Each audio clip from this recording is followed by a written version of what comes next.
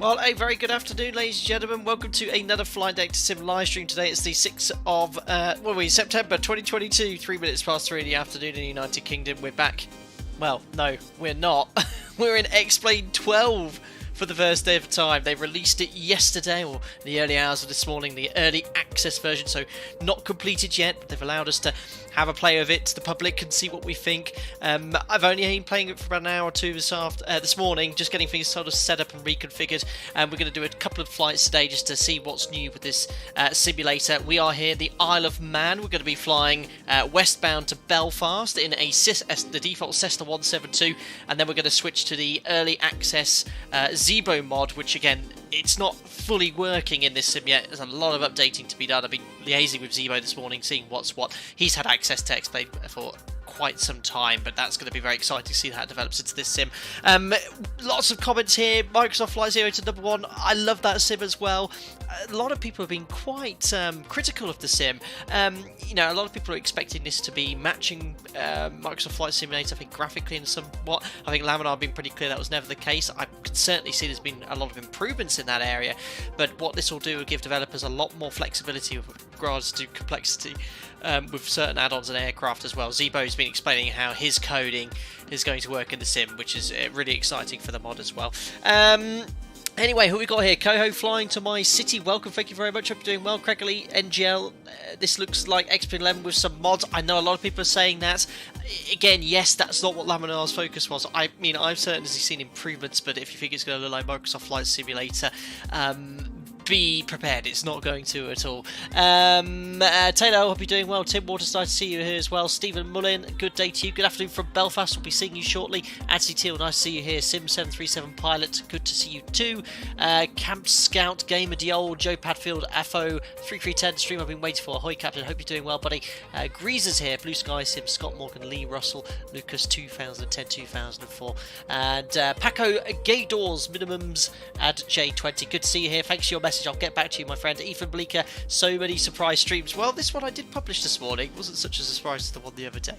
Anyway, let's zoom on in towards the aircraft. Well, first things first, when we get towards our Cessna 172, I'll show you some of the settings in the sim. Live weather seems to have been significantly improved. It's actually reading METARs far more accurately. We have live weather on right now. One of the reasons I'm in the UK actually is a lot of thunderstorms forecast, and for the Zibo mod for our second sector from Belfast to Bristol, we should have a decent crosswind. It'd be quite nice to test that out in the sim as well. But quite nice here in the Isle of Man. Winds from the east, few clouds at 2020 degrees, and that looks like it's really nicely depicted into the simulator. It was a little bit wet at the start of the stream, but it looks like things have dried out. But here we are. Here is our default Cessna Skyhawk. I'm going to be using the Boeing at yoke cam today as well, which is going to be quite interesting. Let me turn on my webcam. Look what I found from my PPL days. The Cessna 150 152 checklist. We actually used this when I flew the 172 at my flight school, was this 15 years ago, so we're going to be following a real world Cessna checklist today. Anyway, let's zoom on around the aircraft. So you can see sort of sat here, there is a huge amount of difference between X-Plane 11 and X-Plane 12. I think the ground textures have been improved significantly. Let me just turn down ground traffic. I've got no plugins installed. I know some people have said that their plugins seem to be working well in X-Plane 12. I'm sort of going to wait for the official releases. Zibo said don't copy your prefs file for the Zibo mod. It might work, but he recommended not doing it, so I built the Zibo mod basically from the ground up with all its settings as well. I think I've got my yoke all set up as well with regards to the controls. Hopefully no issues and we'll be all fine there. Get the buddy, physics and handling are the most important things. X-Plane is still king. This is the area where it does excel at, certainly. I mean, graphics wise, don't forget this is a default airport. Yes, it's not perfect, but Microsoft Flight Sim default airports sort of look like this in a way. I can certainly see the improved textures. The clouds I think are going to be improved in time. Remember, this is not the final release version, this is just a pre-release version or early access to the sim. I'm hoping there'll be a lot of improvements in time. Is this the Airbus 172? Unbelievable dealie. I can rate your for PPL accuracy. Look, I'm going to be trying out my bomb fitches, my Hazel checks as well. Yeah, anyone that has a PPL, and I've forgotten, remember I haven't flown an aircraft like this for over a decade, just wish me luck, that's all I'm going to say. Right, so let's just jump into the cockpit. There we go. So yeah, you can sort of see the atmospheric lighting with the sun a little bit low. It's quite nice. One thing I've noticed off the bat, especially in the Zibo mod, it is still quite dark in the cockpits, or the cockpit of the aircraft. Hopefully that's something that will, again, further be improved in time, but we'll open the door, there we go. But yeah, you know, the textures have improved, they do look a little bit pixely there, but again, hopefully that's something that will be further refined in the future. Anyway, let's bring up Navigraph. This isn't integrated with X-Plane 12 yet, but I do have it running on the side. So here we are, there's the United Kingdom. We're going to be flying IFR directly to the Isle of Man VOR after takeoff. And then it's a straight radial direct to the Belfast VOR. We're going to fly the procedural approach onto, I think I made a note of this already, runway 17. Once we're in Aldergrove, I'll switch to the Zibo mod and we're going to fly to Bristol, which is just here. That should take about 45 minutes or so. This flight in the Cessna should take about half an hour. And that will be a good way of flying the Zibo mod. Remember, the Zibo mod isn't fully integrated into X-Plane 12. Zibo wanted me to stress to all of you, it isn't working quite as expected. There's new drag models, different ground handling characteristics. I've noticed, certainly from a little bit of playing around earlier, the handling seems to actually improved in certain areas, like things like ground effect, takeoff and landing roll. There's a whole new, well, I'll try and quote Zibo exactly here.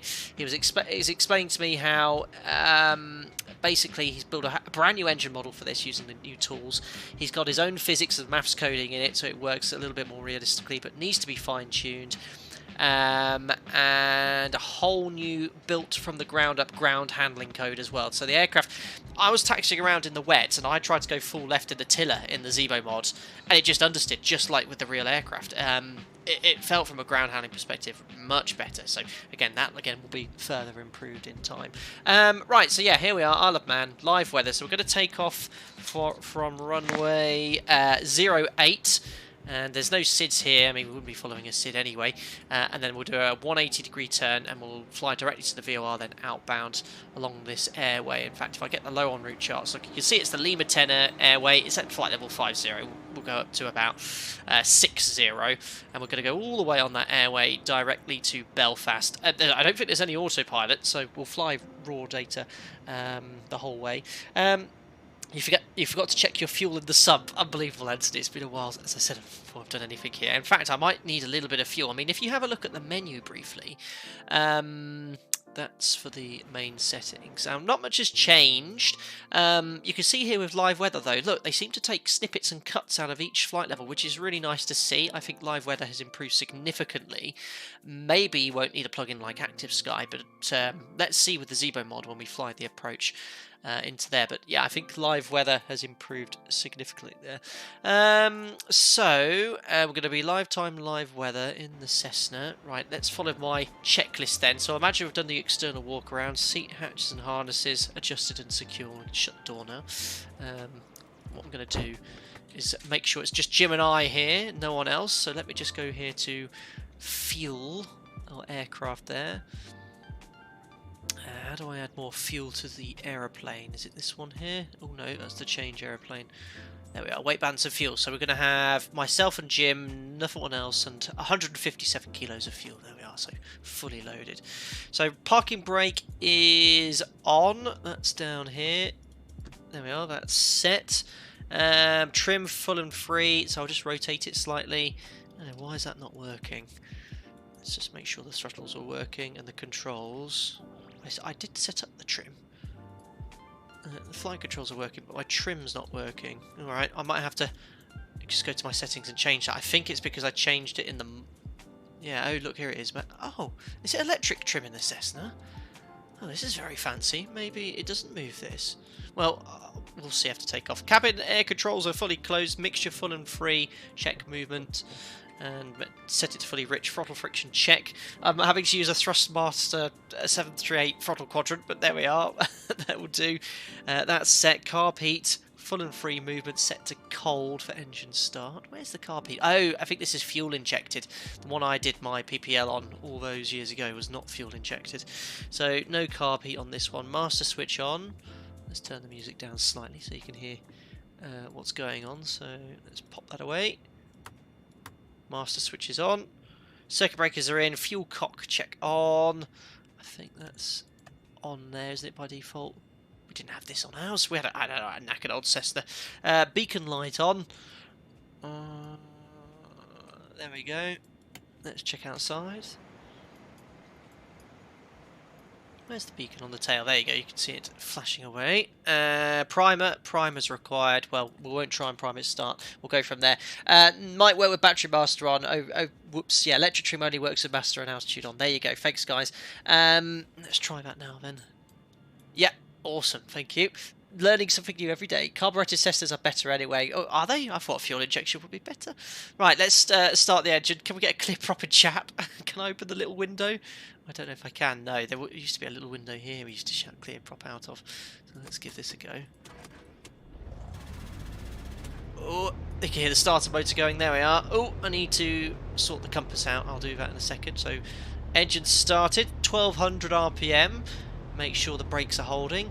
Let's adjust the gyro to the compass. So the compass is saying 224. So 224. The gyro drift. 224. QNH will set as well. Where's my mobile phone? Thanks, guys. I love the clear props in chat. That's wicked. QNH is 1007. Ooh, I don't know. There's some ATC thing going on here.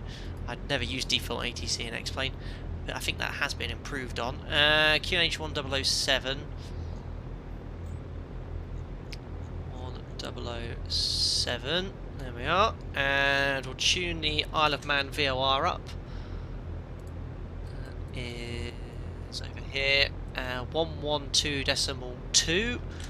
So just minimise that for myself. Turn on the avionics. Noises 112.2. It's already active. Look from my test sector earlier. 112.2 Isle of Man distance as well. Not going to use the GPS today. We'll turn on. Oh, I have an autopilot. I didn't even know I had an autopilot. That's nice. Transponder we'll put to standby 7000. And after start checks will complete. Ammeter, make sure that's charging. Where is that down here? Ooh, I'd say it's a little bit low. What if I increase RPM? Isn't that meant to be in the plus side? Well, we'll just have to hope we've got a full battery.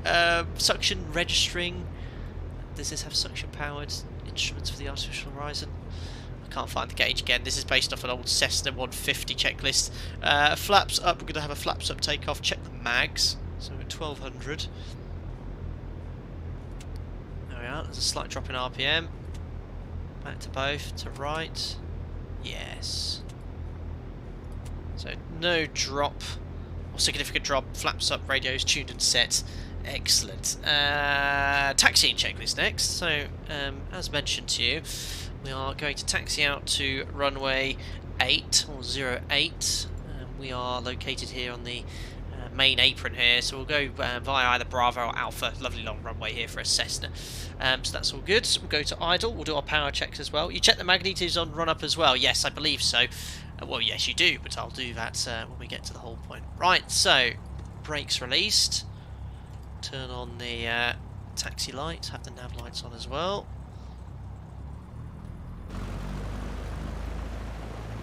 We are moving. It's the first time we've moved in the simulator.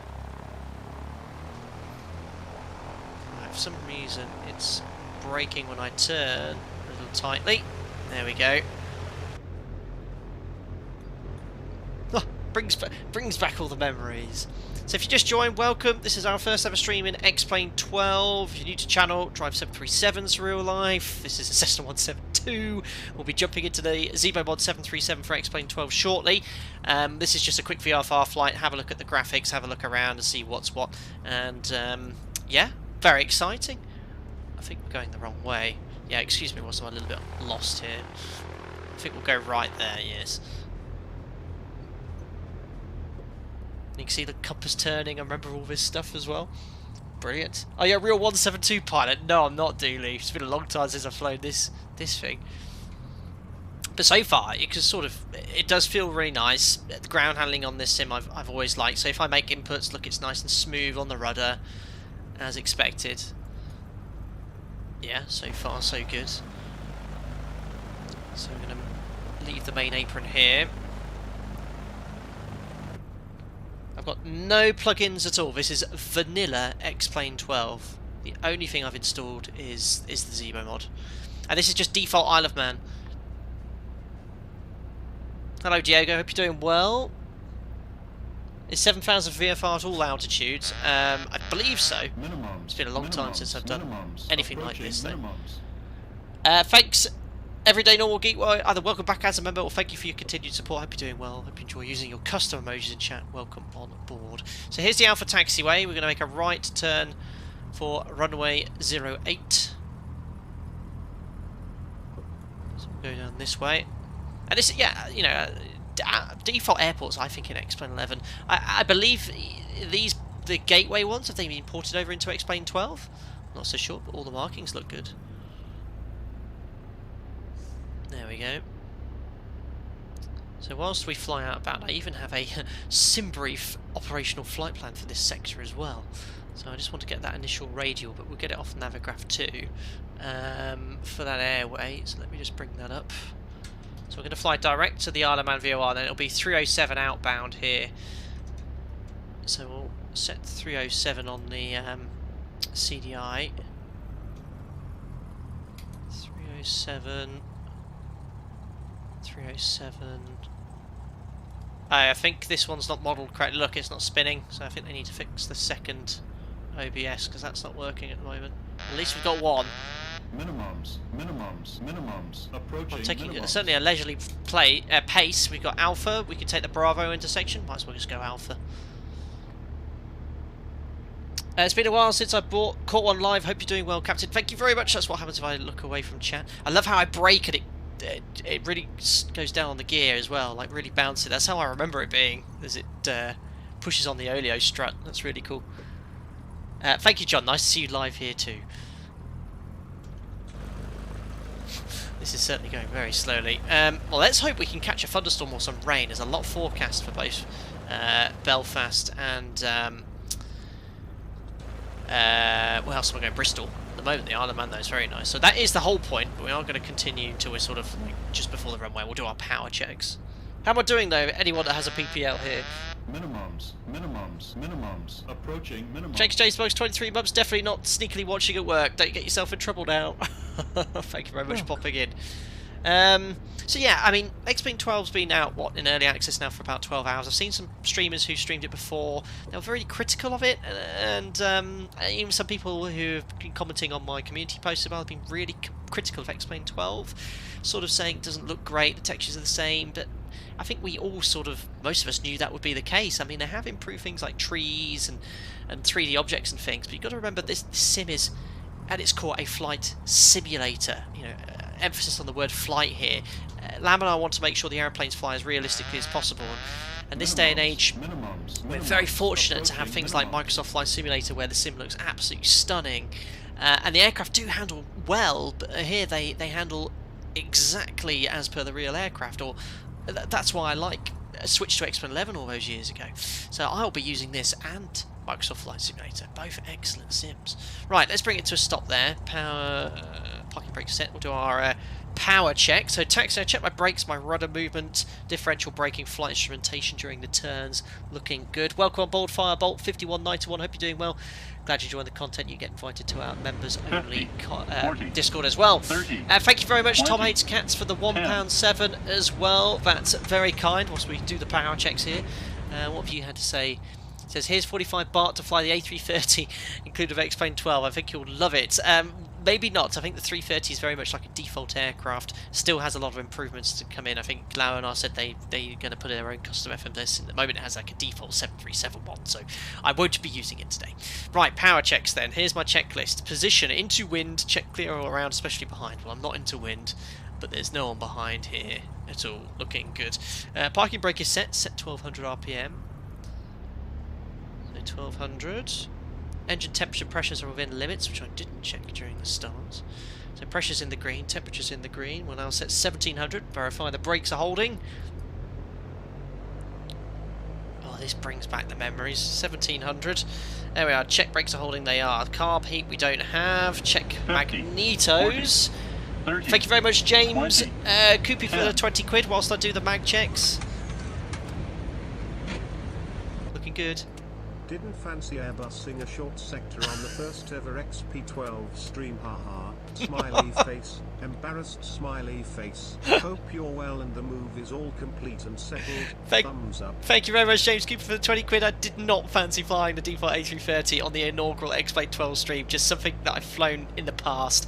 That's all I'm doing today. Thank you very much, all settled and moved in. Thank you very much, buddy, and I hope you're doing very well as well. I love it how it does that ha-ha laugh. Brilliant. So max we checked, max drop was 125 and 50 between them. Suction we don't have. Our meter is now charging. Still showing a bit of a discharge here. Have I turned it on? Alternators on. What was if I turn it off? Yeah, look. I'd expect a little bit more increase in amperage there with the power. Then RPM to idle. Make sure the engines don't cut. 500 to 700 RPM. Seems to be stabling at about 500. 50, Looking good. Back 40, to 1200. 30, 20, 10. Thank you very much, Firebolt, for the £1.74. Hope you're doing well. Says, greetings from Kentucky. First time catching you live, as I'm usually at work. Watch all the playback videos. So thank you very much, Firebolt5191, for your £1.74. Hope you don't... well, you know, Kentucky will be early in the morning for you, but thank you very much for your donation. Very much appreciated there. Excellent. Your mixture's fully rich. Yes, mixture's fully rich. I'm going to do my pre-takeoff checks now. So trimmer set for takeoff. It's in the takeoff band. Throttle friction is finger tight, mixture rich. Check the mags on both. Pitot heater as required. Yeah, looks okay. I won't put it on for now. Primer's locked. Fuel on and sufficient, and on both. It's on both. And I was told to never trust the fuel gauges on a Cessna, but we dipped them prior to start. They're all good. Instruments are checked. Heading indicator. We'll just double check the compass and heading indicator aligned. So we've got 161 there. We've got about 161 there. That's looking good. Engine T's and P's are in the green, which they are. Hatches and harnesses, we'll make sure are secure. And then we'll check the carpet, then the controls. Guys, just give me 2 seconds because I think someone's knocking on the door.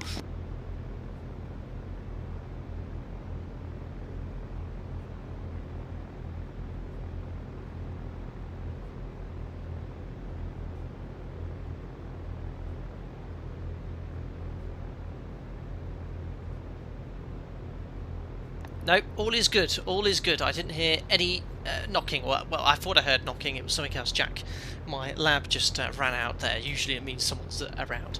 Excellent. So we're all looking good. Thank you very much for your donation as well. Pablo, £1.79. Hello from Birmingham. 50, How are 40, the FPS so far? I don't know if 30, that'll read that one out. 20, Let's have a look here. 10. I'm getting 80 FPS and everything is maxed out on my settings to answer your question. Hello from Birmingham. Hello. How are the FPS so far? Very good. Very good, as mentioned. I mean, I'll quickly show you my settings here. I just need to set this to runway heading, which is... where is it here? 08. Let's just put 080 for now. The settings are a little bit different. Minimums, I'll just show you them very minimums, briefly. approaching minimums. Before we take off here. So if I go to there, there's some additional settings. So I've got this to maximum, this one on high, full resolution here. Seems to be looking good. I haven't really touched it from default settings. So someone like QA Pilot, who's very clued up on those sort of things, hopefully he'll do a video and I'll just follow his settings videos. But yeah, very good FPS for now. Flights for Shane, you're installing now, very cool. Neek says, ooh, hello. There's no HDR setting tick box any longer, things have changed there. Dennis, thank you very much for the 12 months. I'm using this member milestone chat to celebrate the launch of X-Plane 12 today. I hope you're doing well, Captain, and I hope that wasn't Austin Mayer. But, no, it wasn't him knocking on the door.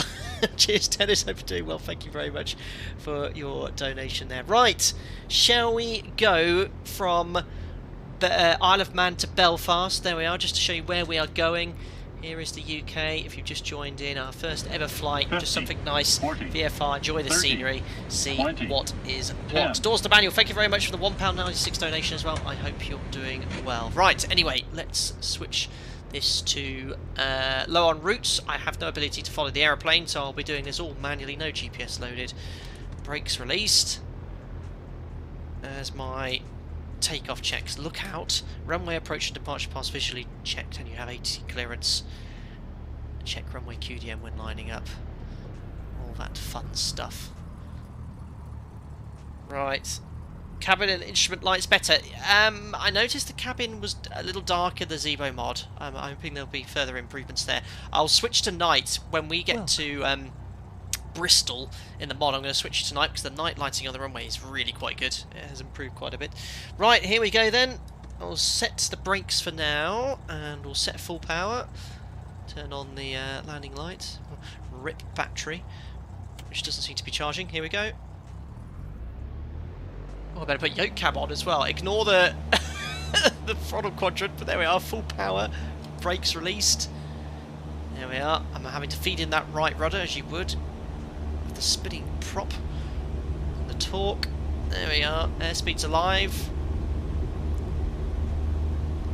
There we are. Rotate. And we're airborne. We'll climb out initially at 75 knots. And there we are, 75. Trim. We're airborne. I'll take my hand off the thrust levers, I forgot to do that at V1. Cool, this climb's better than my old Cessna did.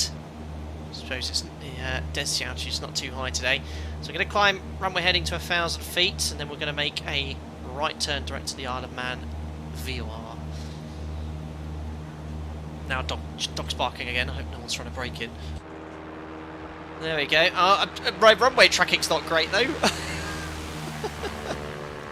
There we go.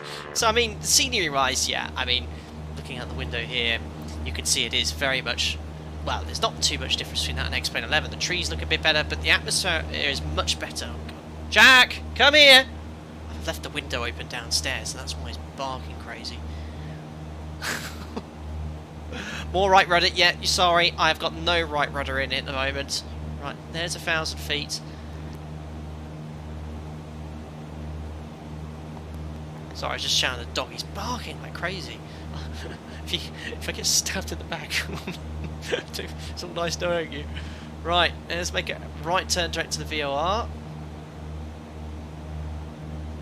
Still maintaining 75 knots. I'm going to climb up to whatever height it said. I think it was flight level 60. Let's direct to the VOR for now. I've got this old OBS, so what I'm going to do is just set this up now. There we go. So I headed a little bit more, but I don't know what the wind's doing either. Just maintain 75 knots. I've got my right rudder in.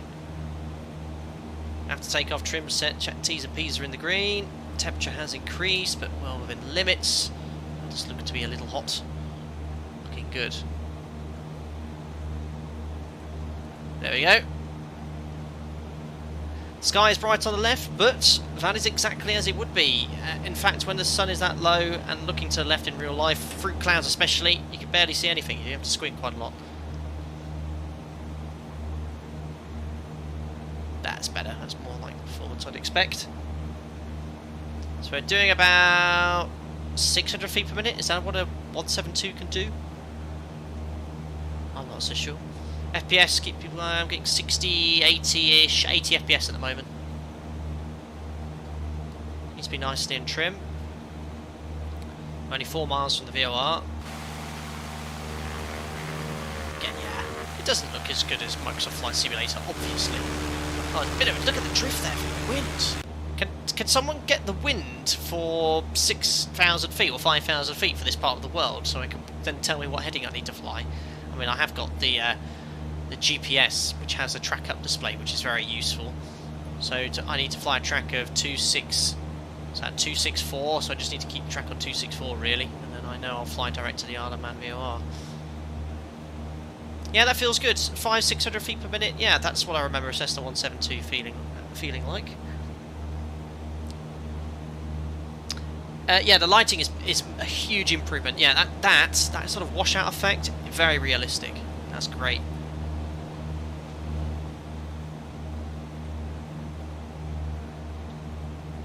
What's the outside air temperature? Isn't that up here something?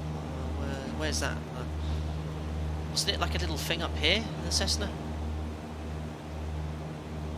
Can't remember. But yeah, feels really good. Spin test, oh god. 190 at 25. That's awesome, Sam, thank you. So the moment the crosswinds from the left, which makes sense. Look, I'm on heading of about 250 to fly 265, so I have 15 degrees of drift. We're getting quite close to VOR now. It's telling me to fly left.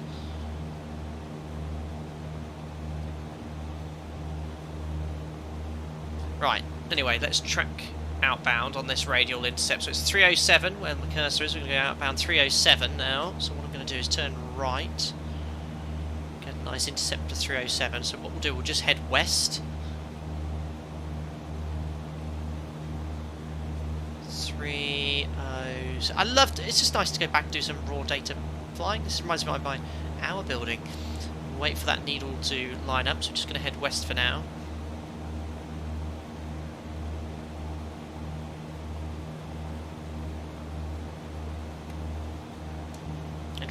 Does this have rudder trim? Minimums. Naughty, naughty. Approaching minimums. I saw you running ortho today, or is this all auto-gen? All auto-gen. Hold on, I'm going to have to shut the blinds downstairs. Jack is barking non-stop. It's very much unlike Jack. I don't know if you can hear me, but it does look... I mean, it is auto-gen, but it does look much better than it did in X-Men 11 here.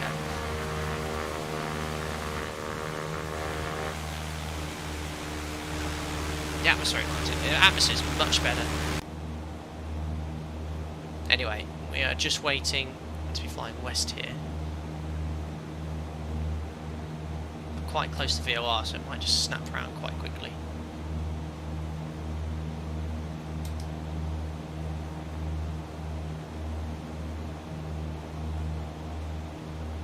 No, this is still showing fly. Oh, I got past the VOR already. Here it goes, look at the OBS come alive. So I'm very close to it here. OBS is coming alive. Fly outbound 307. Just need to keep the track on 307 basically.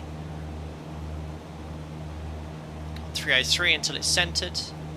Oh, this is also fun. Thing is though, it'd be just as fun in Microsoft Flight Simulator with the great graphics and views. It'd be quite, you know, if you're looking out the window there, it would look much better in Microsoft Flight Simulator. But it just feels a lot more dynamic. You know, little changes and the aircraft's constantly moving. The way the aircraft's just moving, look, it's just constantly. I'm making little inputs here. Right, 307. So now we're going to fly outbound, and we're going to keep flying outbound here until we get to flight level 60. So we'll set standard now.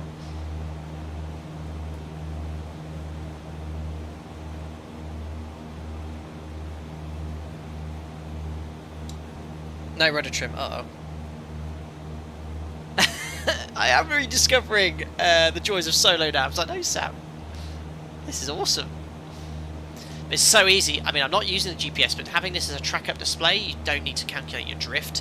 So that 307, that's the track we want, and we're heading about 296, 297 degrees. It's like having a track-up display in the ND. Yeah, absolutely, Flight Shane. Again, X-Plane 12 is not about the orthographics. They were very clear on what the update is all about. Absolutely. And a lot of the negative comments I'm getting are from people who are expecting this to rival Microsoft Flight Simulator in the graphics department. It simply won't. They don't have the sort of backing of one of the world's largest, you know, corporations that have access to all this data and mapping and whatnot. But as a basic simulator, you know, with regards to how it all works, this is X-Plane has always been the leader in that area. It has got better in Microsoft Flight Simulator, but this feels like I'm flying an actual aeroplane. But I love both of them. 1 in 60 rule. Oh my god! Don't remind me. Right, I'm gonna level off shortly. I am going to probably have to briefly put the autopilot on to check on Jack, see what on earth he's barking at. Watch my track here. And eventually we'll stay on this outbound. How long is this leg? Don't actually know. It's about 20... I've got Navigator. Sim brief and level off here anyway. So let me accelerate. Aircraft accelerates about 105 knots, isn't it, or something? Oh gosh, my heading's gone all over the place. I'm also trying to check the distance as well. I'll have to do that later. So you can hear the RPM increasing. Bring the power back, it's about 2350. Trim nose down. Tracking 305, 302, 303, 304. There you go, that track's good. 6-0. Power's set. We're there. Too much popcorn clouds though. Yeah, I think that, are they improving the clouds further? I have to say the clouds, I'm not. They're a bit fluffy. They're very fluffy. But, I think they do look better at the moment in Microsoft Flight Simulator. That's my opinion. Anyway, I'm just going to get the autopilot because I just want to check up on the dog, guys. I'll come straight back. So how do I work this thing? Altitude, heading. Well, I'm going to turn it on first, I think. Oh no, I think it's doing something. Oh, it's. I think I've done it. Trim out. Is that the trim inputs it's making? Yeah, I think there we are. I've got it doing its thing. Right. Actually, I can even use nav. If I use nav, it should follow the something's just caged to nav 1. There we go. Right, guys. I'm just gonna add a little bit more power. I'm just gonna check up on the dog. I'll be back very shortly.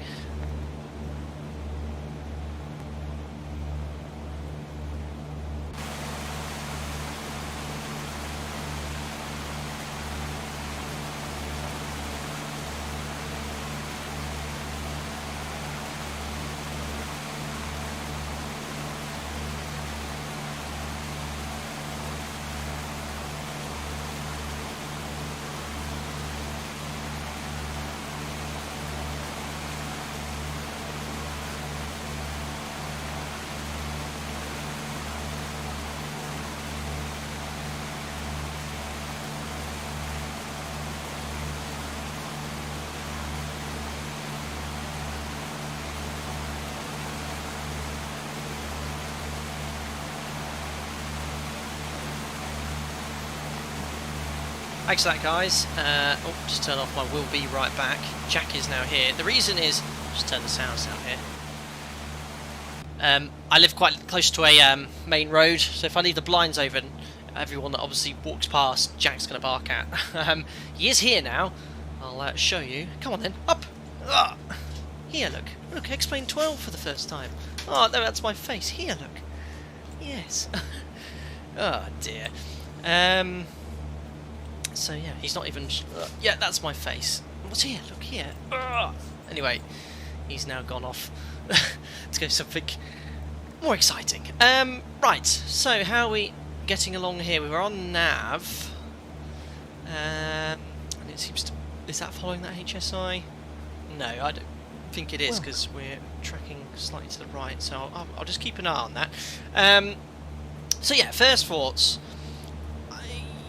Yeah, there's definitely been graphical improvements over X-Plane 11. It looks good. The lighting has improved significantly externally. Cockpit lighting, not so sure about, especially. I think it still looks too dark in here.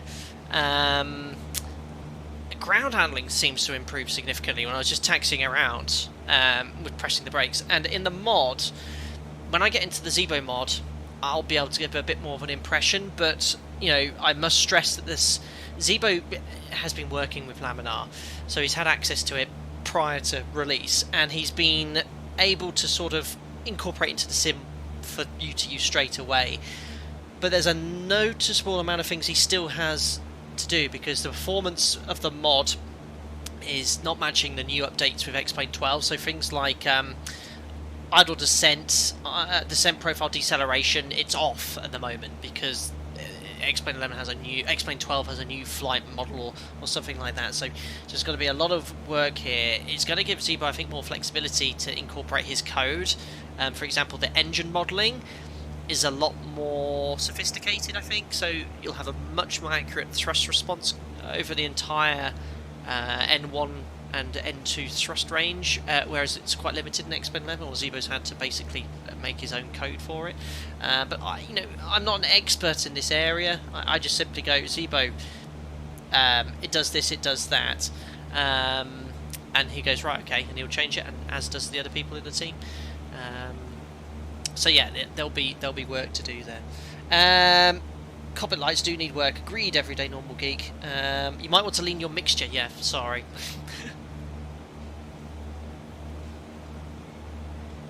Isn't it? You just wait till it dips and then you go on the rich side of peak, if I remember. So don't shock cool the engine or overheat the cylinders. can't remember. So basically, right now the Zibo is flying like the PMDG. No, it's flying. Aircraft in I think PMDG don't utilise Microsoft Flight Simulator's new mode. I think they're working on like a legacy sort of thing. So it basically handles like it did an older aircraft, older sims, like an FSX and Prepared. There's enough similarity for it to work like the mod, but obviously it's just fine tuning essentially. It needs to be done. Yes, there's a transponder need to be set to 1. Yes, most certainly. There you go, out. Right, what we're going to do, we're going to tune up the Belfast VOR on box 2, 17.2, which is down here. How do I... oh yeah, there we go, 17.2. Now how do I get range on this one? Oh no, the problem is though, this is broken, isn't it? Can't actually change the OBS on this yet. That's something they'll have to fix. Well, we'll switch to 17.2 on 1.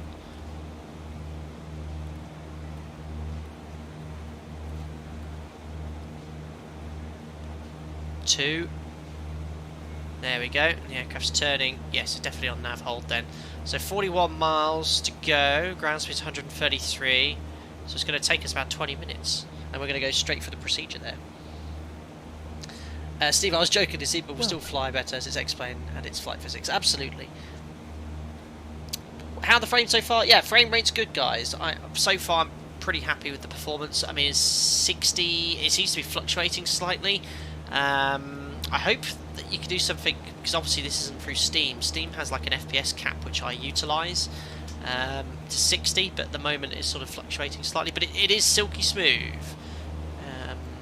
But yeah, you know, the lighting has improved a lot externally. The clouds, maybe a little bit more, a little thicker. Sort of looks like a thunderstorm that's sort of lost energy. Anyway, what is the weather doing in Belfast right now? Belfast 14011. So we're going to land on runway. It's 140 is the best runway going to be landing. Let's go on runway 17, so we can go straight outbound on the procedure. And Bristol, hopefully there'll be some rain or CBs. There's CBs forecast at Bristol, but a nice crosswind.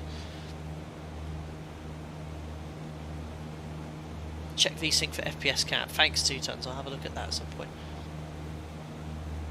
What's the total air temperature? No idea. We couldn't find the outside air temperature. Oh, it's here. Isn't it on here somewhere? 42 degrees Fahrenheit, 6 Celsius. Oh, probably better put the pitot heat on. We'll get icing at that temperature.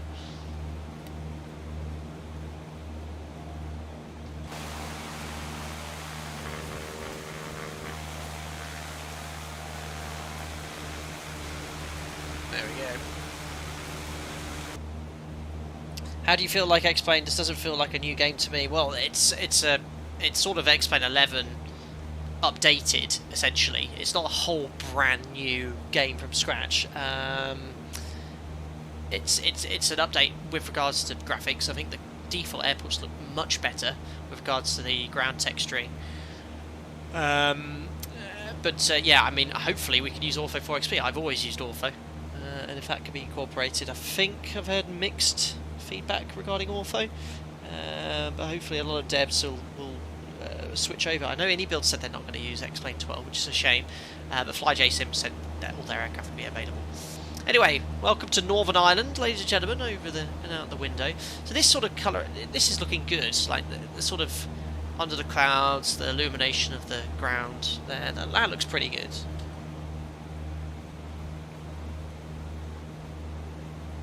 Ortho's not working now, it's a bug in alpha, and it's still not fixed. That's a shame, Tom. Hope you're doing well as well. Yeah, hopefully not Ranger Rick.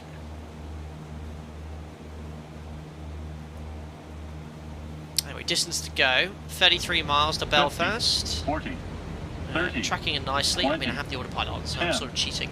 Thank you very much, Fabio, for the €12. Very kind of you, sir.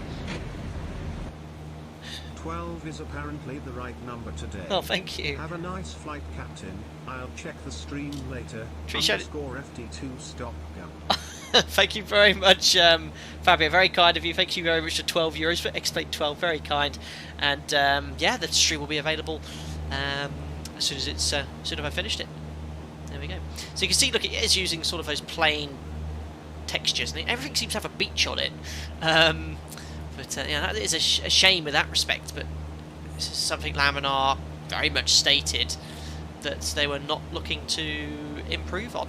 And everyone's sort of complaining about it as if it's some sort of surprise, but they made it very clear. But you can already see that lighting out of the clouds and things like that has improved. Well, I'm very much in IMC now. X11 Simulations Ortho does work with X-Plane 12, just had issues with the coastline due to new updates on it. No doubt that will be fixed on a future update. Ah, okay, Spoozy, little correction. Indy didn't communicate their intentions with X-Plane 12, and they're discussing it and might update the add-ons to X-Plane 12. My apologies, I was, that's what I had heard. How's your instrument scan going? Yeah, 6, Artificial Horizon airspeed, Artificial Horizon altitude, Artificial Horizon heading, Artificial Horizon IVSI, T's and P's. I'll do my Frida's, fuel on, insufficient radios, engine direction. Oh yeah, I need to update my DI. So that's saying we're heading 300. 300, looking good. Not too much drift at the moment. Gotta say the clouds are underrated. Yeah, once you're in them, it's pretty good. It's definitely better than the old one. I wish they were a little thicker and more defined, but they are much better than the default one. But things like this, look. Clouds here in the shadow, a little bit gap in the clouds here, there's the sunlight. They've improved that aspect nicely. 50, 40, it does kind of look like Northern 30, Ireland, to be honest. 20, 10. Thanks, Tom Knudsen, for the £5, buddy. Hope you're doing well. X-Plane 12 early access is X-Plane put through the washing machine in Tumbler, but forgot to iron out the shrinkage. What a comparison, Tom. Oh my goodness me. Thank you very much for your donation.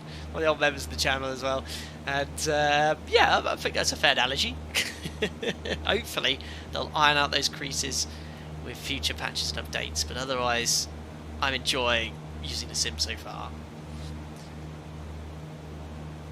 There's no definition in any of the clouds I noticed, that is true. 50, 40. Ranger Rick, thank 30, you very much 20, for the $5 Canadian as well. That's very kind of you.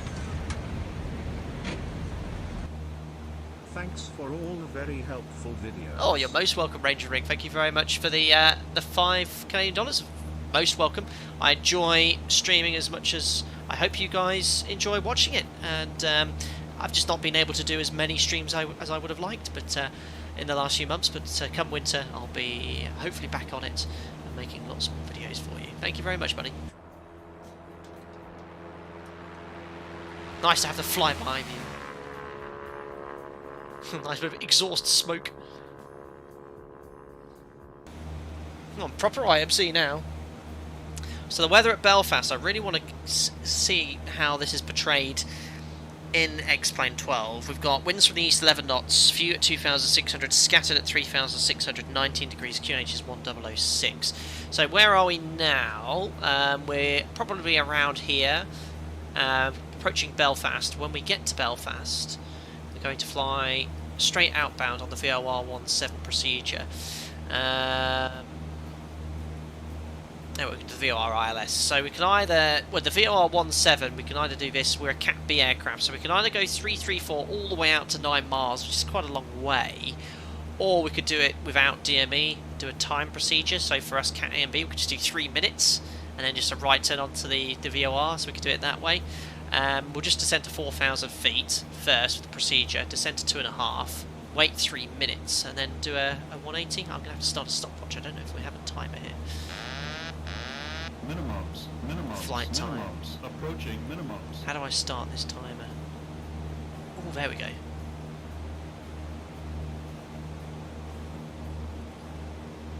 Okay, I don't know how to reset it. Do I hold down control? No, it just starts the clock. Alright, we'll leave it at 5 seconds. Approaching minimums. What's going on here? Firstly, Yannick B. welcome as a member. Glad you joined the content. You get invited to our members only Discord. I hope you enjoy using the custom emoji chat. Thank you very much for the support. And Jamlin, thanks for 31 months. $60 a bit too steep for an X-Plane 11 update. Probably just stick with Microsoft Flight Simulator, to be honest. Only missed the Q4 XP. Now there is PMDG Phoenix, just like Microsoft Flight Simulator. Absolutely agree with that opinion as well. Some people might not see enough of a justification for the change, certainly at this early stage. I think once more people have a look at X-Plane 12 and see what it can offer. I certainly am still learning on what's new with regards to this sim. Zibo has told me a lot will be there'll be a lot more flexibility with regards to developing the mod. You know, for me and the channel, it's an investment I wanted to make, but I can certainly see why some people see it sort of as an X-Plane 11 significant update as opposed to a new sim. It really depends what you want to get out of your simming experience, sort of talking to all of you as a whole now. The graphics in Microsoft Flight Simulator are mind-blowing, and the aircraft handle adequately enough for you to enjoy that sim. You know, I even said this, and it surprises a lot of people, if I had to choose between PMDG and the Zibo mod as an overall flight sim experience, and what I'd recommend, I'd probably say Microsoft Flight Sim, if you've got the PC for it, because you're going to get the best graphics views and look out the window. But if you want the best handling aeroplane in a simulator, it's going to have to be X-Plane 11, now 12, you know, with the updates that the Laminar are bringing. But yeah, very good point, very good point. Thank you for your continued support. Yannick, thanks for all the educational videos. Learn to find Zibo just with your videos. Thank you very much indeed. Right, anyway, let's have a little look at this chart, because we're only 17 miles away. We're going to fly outbound from the Belfast VO on the 334. We're going to do a timed approach, not going to go out to 9 miles. We're not going to 73. We'll do Cat AMB is 3 minutes, and then we'll do a right turn after 3 minutes, and then set the final approach course, which is 164. Same for the ILS. So we can either, we'll tune 1109, and we can utilise the ILS frequency once we're inbound. We'll put that on standby, so that will be 110.9. There we go. And we're entering the controlled zone there. MSA, we're going to stay on the procedure, but to the south east it's the highest, 3,500 feet. So we're going to descend to 4,000 feet for a procedure, staying above the highest terrain. And yeah, we'll go from there. That's it, really. I'll go down to 4,000 feet now. So rejoin checks, fuel freeder checks, pre-landing checks, my bum fitch. I'll do that when I'm down out of the procedure there. But yeah, looking out the window, the ground textures, you can see them a little bit there. They are better than X-Plane 11s. Still, obviously, not a lot of people would like to see as they're used to Microsoft Flight Simulator. It'd be great to do a direct comparison, actually, in Microsoft Flight Simulator. Addicted to flight simulation, I wish the Default 330 will have an Airbus FMC. You're in luck. I believe it will do. I think it just released it with, they slapped in the 737 FMS there. Right, let me just disconnect the autopilot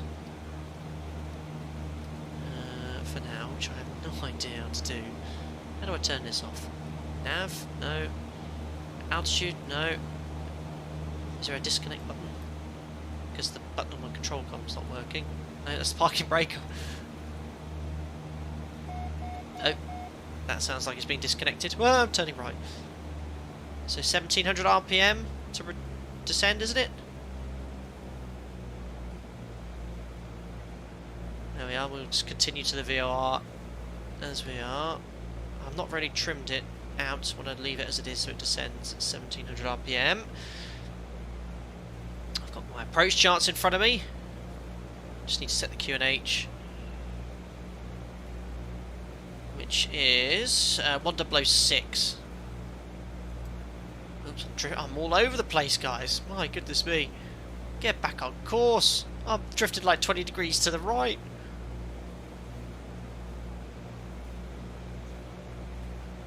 QNH is set. My goodness me, I need to fly left a lot, so I need to sort of go west for a short while. The autopilot was doing a far better job than I was.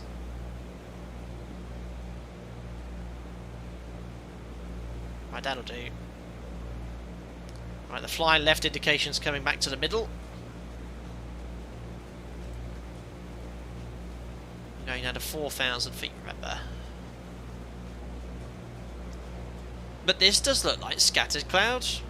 I think one of my favourite improvements is the live weather.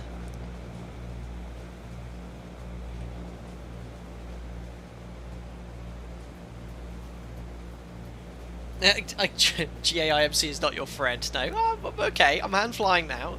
I forgot you need to usually give a bit of right rudder in, don't you? Welcome. Hi, I'm new. Welcome aboard, Philip. Thanks for subscribing as well, Neil, Tim.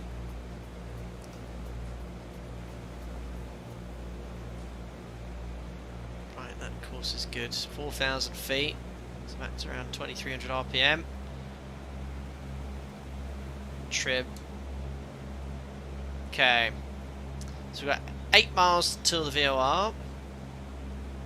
I'm just going to stay on this heading.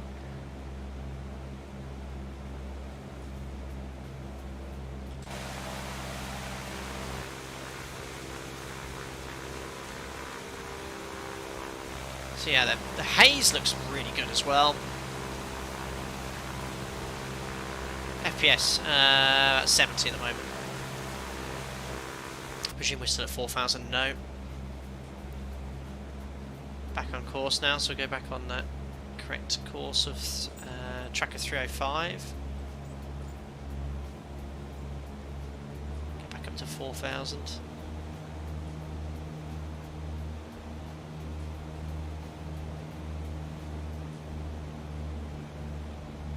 There we are, trim.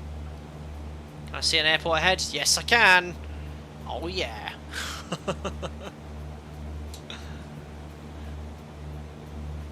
Jonathan, the sun needs work. It seems way too bright at times. That's how it is, my friend. That's how it is. I've seen a lot of people complain about that, but this time of year, the sun's low, the horizon, the cloud, you can't see. I won't pronounce the word. I'll say the word, but that is exactly as it is.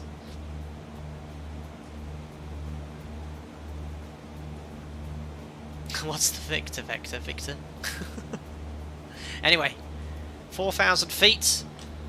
And then once we're there, we'll fly outbound 334 until 3 minutes to 2,500 feet.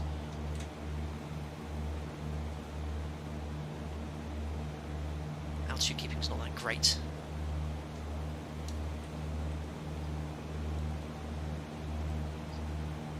There we go.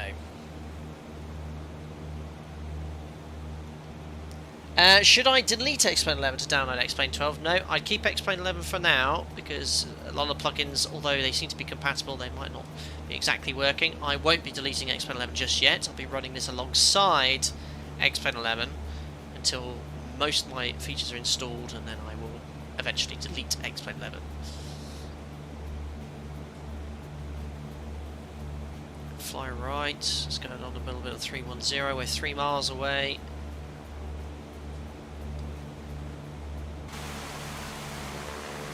There is Belfast. We'll be landing on this runway here, runway 17. So, can you use it as an instrument trainer if you're doing your PPL or IMC rating or instrument rating? Yeah, absolutely. You can't see Diddley Squad. It's the polite version. Yes. Thanks, Steve.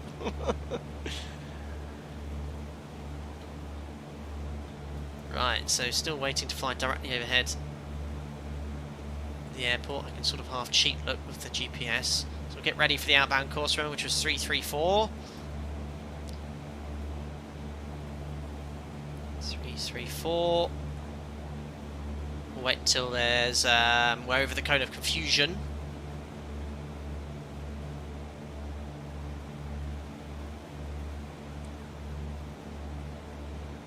Going to start the timer. Remember, 3 minutes. Still showing a 2 indication. It's lovely and trim now. Still showing a 2 indication. There we go, code of confusion. So let's start the timer. The button. It's 5 seconds in already, and we're going to go outbound now. 334.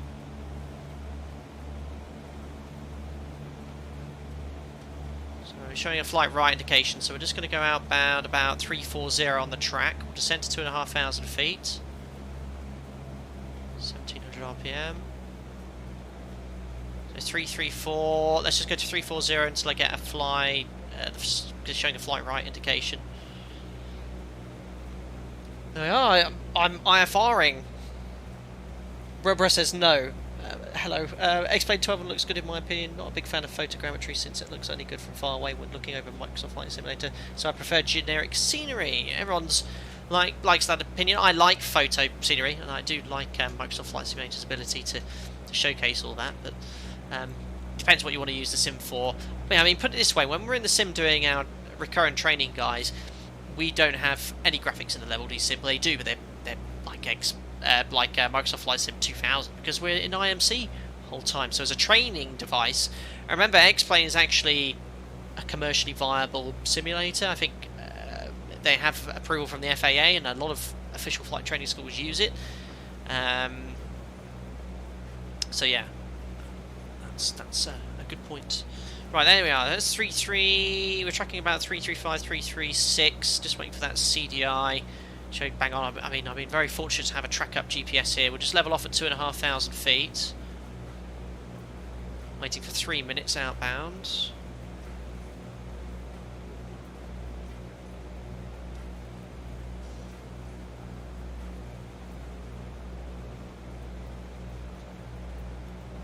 Yeah, what do you think? I know it's default, guys, and it's not photo scenery, but I think it actually looks visually quite nice with the lighting.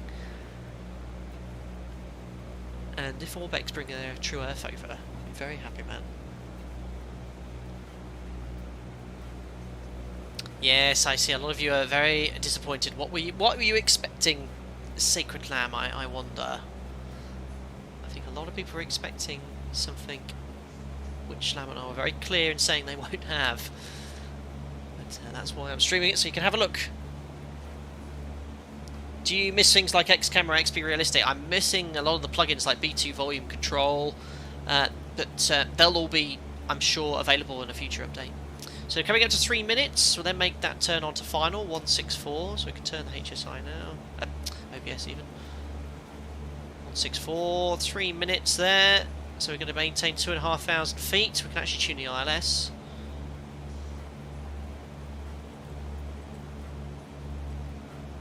There we are. So we've got a localizer and glide slope deviation. It's going to put us pretty much bang on everything here. We're just going to keep descending. Oh no, sorry, we're going to maintain 2.5. Well, we're actually below the glide here, so I'm going to continue descent.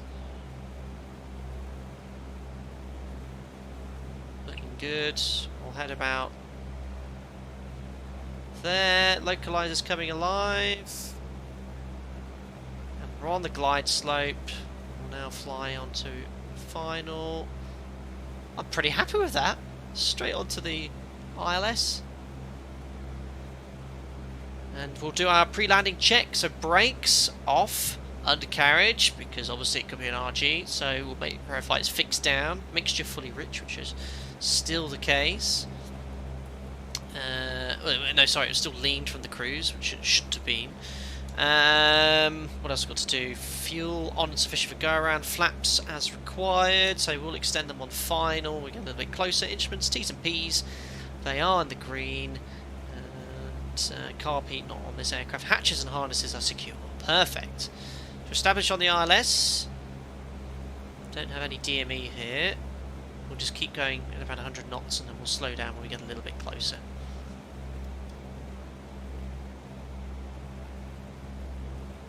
$10 upgrade. Yeah, I mean, I certainly, in my eyes, is it more an X-Plane 11 upgrade as opposed to a new simulator? I'd say it's probably more an X-Plane 11 upgrade. Is there enough changes?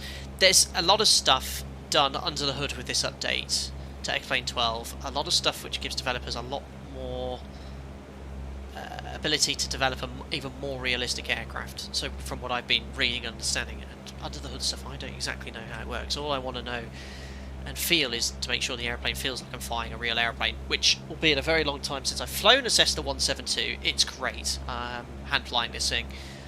Really happy with it. The live weather seems to have improved significantly. Reading the METAR, it looks exactly that. It looks like we're getting exactly that in the sim, which is great. Range Rick, I'm all about IFR and realistic flight models, so I've stayed with X-Plane now with the Phoenix and PMDG and Flight Sim 2020. I may start more on Flight Sim 2020 as well. Yeah, I think the PMDG is excellent, as is the Phoenix A320. There's elements of the PMDG which need to be updated and fixed. You know, for me, it handles in a similar way to their FSX version. And the drag, it's too slippy at the moment in its current build mode, and the biggest thing, it doesn't maintain altitude when configured or flying slowly, which is a bit of a bummer. But hopefully they'll fix that at some point. Anyway, we're slowing down now to below our minimum flap extension speed. Is that the top of the white bar? I don't know. Let's put the yoke cam on. I know you're all going to laugh at me for using the Thrustmaster throttle quadrant. Only the left engine or throttle is powering the engine. I'm just using both. It's just easy to use this. At least it is a yoke. But you can see that all these little inputs and changes in the way the aircraft's flying are sort of similar to these conditions. I need to slow down a bit more here. Is it top of the white arc for the flaps? I'm only going to do 2 notches. And we'll get down to 65 knots. Glide slope showing fly down, but I'd say, yeah, actually, you know what, that is right. The PAPIs and glide slope seem to match up, which is important. And a lot of the time in Microsoft Flight Simulator, the PAPIs and glide slope are misaligned, which is a great shame. Where's this wind coming from? Is it from the left? Makes sense. Right, let's slow down now. Right, what bar? Take 2 notches of flops. 65. Oh no, I'm right. I've got to try and do this like I'm in a Cessna, isn't it? Pitch for speed. I'm pitching for speed then, and power for rate of descent. This is, oh my god, I hate it. This is me trying to remember to fly a Cessna. Right, speed to pitch down and add power now. No, I don't like it. I'm sorry. I'm using power for speed like I do in a 7.3. But this feels great. It feels really, really quite nice. A little bit of a crosswind here. It just feels. I like it. Just airplanes do fly better in this sim. It's just a simple fact for me. And the runway looks great. Textures look really nice. Yeah, I can see the improvements. Right, so keep descending. Cut the power over the threshold, don't we? Right, I'll go 4 reds now. Right, cut the power and hold it off. Hold it off. Hold it off. Oh! Oops. Well, I didn't hold that off very well, but ladies and gentlemen, welcome to Belfast International. Oh dear. Yes, I'll stick to the day job. Right, so I love how you slow down. The RPM decreases as well. So, oh, I should have. What I'll do a 180 on the runway. Yeah, the brake. I love how it jumps on the oleo struts. That's really nice. Greased it. Who's ready for some Zibo action anyway? And when we arrive in Bristol, we're going to have a little play with the atmospheric lighting, the brain, see how it all looks as well. I'd like to stick with live weather, live time at the moment, because we've got quite a nice crosswind to contend with in Bristol today. And we'll use the main runway here, 07 and 25, to get to the general aviation apron. You probably wouldn't use this. I remember flying at large airports in a small aeroplane. Everything looks massive. Alright, we'll take the flaps up after landing, so we'll put the flaps up. Carb heat on. This aircraft trimmer is set. Electrics and radios set as required. Runways are very nice, yeah they are. My taxiing though, not so great. It has a whole new ground handling engine, I believe. But yeah, the runways do look very good. Yeah, so I think there's a significant enough improvement in this sim for me personally to justify getting it. If you haven't got X-Plane 11, right, so get 12. And this is again, sorry, my taxi's awful. Again, this is just a default airport, but I think it's been updated in the gateway. So all the taxiway markets seem to match up nicely. I personally think default airport comparison to Microsoft Flight Simulator, they are nicer in X-Plane. I've got brake set to maximum, which is probably why the wheels are screeching slightly. There we go.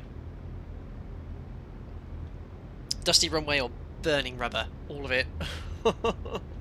Flight Sim 2020 will still be your main simulator? Good question. X-Plane 11 for now still, with what's available. I need to wait until more's incorporated into X-Plane 12, and I've just been hit by a fuel truck. Anyway, let's park on the main apron because we are going to spawn into... God, I can't taxi this. We've got tugs smurfing out brick walls as well. There we 50, are, right. 40, 30, Parking 20, brake. Oh, 10. set. There we go. James Cooper, thank you very much for your £10, sir. Very kind of you. If you ask Turtle Beach really nicely, they may send you out a Velocity 1 to try with GA, citation, etc. I have it and it's awesome. I might ask very nicely because, yeah, it's great having the Thrustmaster yoke, but I would like the conventional plunger throttle, if that is an option with them. But, yeah, I might ask very nicely. Thank you very much, James Cooper, though, for your £10. Very kind of you indeed. Right, shut down into wind, 1200 for 30 seconds, which we've already been sort of roughly at. Check the magnetos, I'll imagine that's done. Mixture to idle cutoff. There we go. We've done it. Minimums. A Cessna. Minimums. After engine stop. Mags to off. Electrics can come off. There we are. Beacon, well, that should have all been off already. There we go. Now it's Peter heat off so the battery doesn't discharge. Hatches and harnesses. Aircraft secure as appropriate. And here we are in Belfast. Excellent. Captain Austin said he improved downforce and floating a lot for larger planes. We'll have a look at that because what I'll do, the mod, it's nice new background noise as well, which is great. The mod still, remember, isn't fully compatible with X-Plane 12. It's been sort of ported over. Zibo's been busy making sure it works with this day release version. At least works, but it's not going to be as good as it is in X-Plane 11 yet. There's going to be a lot of things sort of off of it, so I'll be highlighting those points today. But yeah, what we'll probably do is a touch and go in Bristol, followed by a visual circuit to a full stop landing, and then we can have a play with everything else as well. Doesn't look as bad as Reddit says. No, I think a lot of people have been hypercritical, and it's because they've been comparing it to Microsoft Flight Sim 2020. I think it looks absolutely fine for what it is, which is a excellent flight simulator. Excellent. The 172 sinks faster than real life. In real life, the thing floats and can be flown past the stall. I don't think I was making enough effort to hold it off though there. It did feel like it was wanting to really sink though. Anyway, let's have a look at the replay. The replay tool has improved significantly as well. You can, as I'll show you shortly, have a real play of it. So, let's do this and cue the funky replay music. There we go. So look at this, the replay now. Look at this, it's smooth, it's not jaggedy, so you can actually go as far back as you wish and then just press play. And the replay tool is a really fantastic tool to sort of evaluate your approach and see what was what. So let's have a look here from the usual point of view. Yeah, it was not my finest landing. I missed B2 volume control. I'll crank it up though, the sounds of the whole sim. Built-in replay. It's the music from the sim. No, Avis. It's from my custom funky replay playlist. But it's just, look, you can see how the aircraft's flying. It's very dynamic. Whoa! No, I could have done more of an effort holding it off there. Poof, I didn't hold it off anywhere near enough. I have essentially just plugged and played my peripherals. Oh, bang on centerline though. Gotta give me that.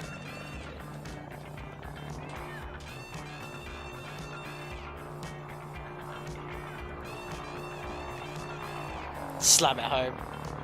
Let's have a look at the flight model. Can I do that in the replay? Can you actually have a look at all the... Don't know if you can on replay. No, you can't. No, but you can see in live time whilst you're flying around. Oh, look at that. I think that's just... Oh no, you can.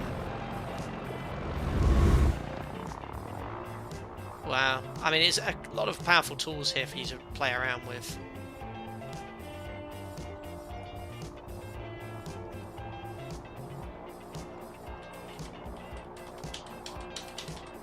There's loads here. So I think you can see how the aircraft's reacting to the wind around it and how the prop wash is moving in the air. This is all blade element theory stuff. Yeah, you can see how lift is affected. Well, look at my controls. Very cool. Well, I don't know enough of this stuff to fully have a play around with it. Anyway, let me pop you in the cockpit. I can put you in GoPro cam replay view, and as soon as you touch down, I'll put you to the Be Right Back screen, and then we'll get set up from Belfast here to Bristol in the Zibo 1737, which I think is what everyone here would like to see. And remember, this is a ported version. It's going to be much better in future updates. We'll continue with live weather and live time though, see how things are, and we'll turn up on a little bit of rain showers if it's not raining already in Bristol later, see how things are. Guys, if you are enjoying the video, don't forget to smash the thumbs up button, and I'll see you all in about 4 or 5 minutes or so. Cheers.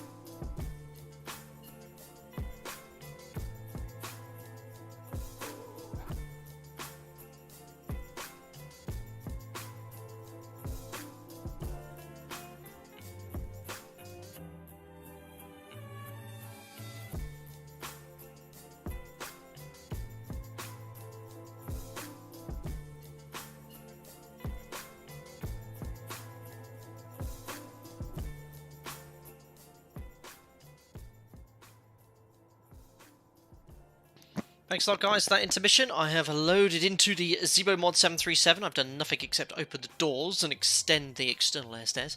We're on the same stand. I think the aircraft's been slightly repositioned. Live time, live weather. Here we are in Belfast Old Grove, flying to Bristol. Flight time will be about 55 minutes.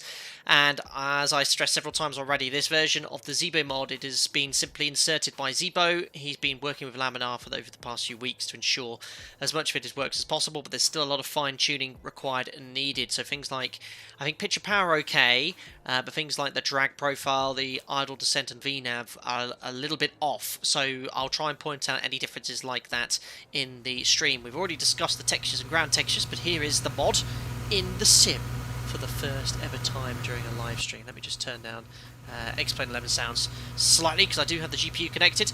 I mean, I can already see sort of improvements on the reflections. You can sort of see the fuselage reflecting on the wings and the lighting. The shadows are a lot crisper as well. So things like that, they have been working on there. Minimums. Approaching minimums. Hi, John Shadow, 25 months. Hi, I hope you're good. I'm so excited for the full implementation of the mod. Me too. I'm certainly looking forward to seeing it progress in the mod here. The livery, though, worked perfectly. Just brought it over, installed it into this version of the Zibo mod, and it's fine. Now, if you have got X-Plane 12, don't use the X-Plane 11 version of the mod. I don't know if Zibo's made it publicly available yet, but there is a specific X-Plane 12 version.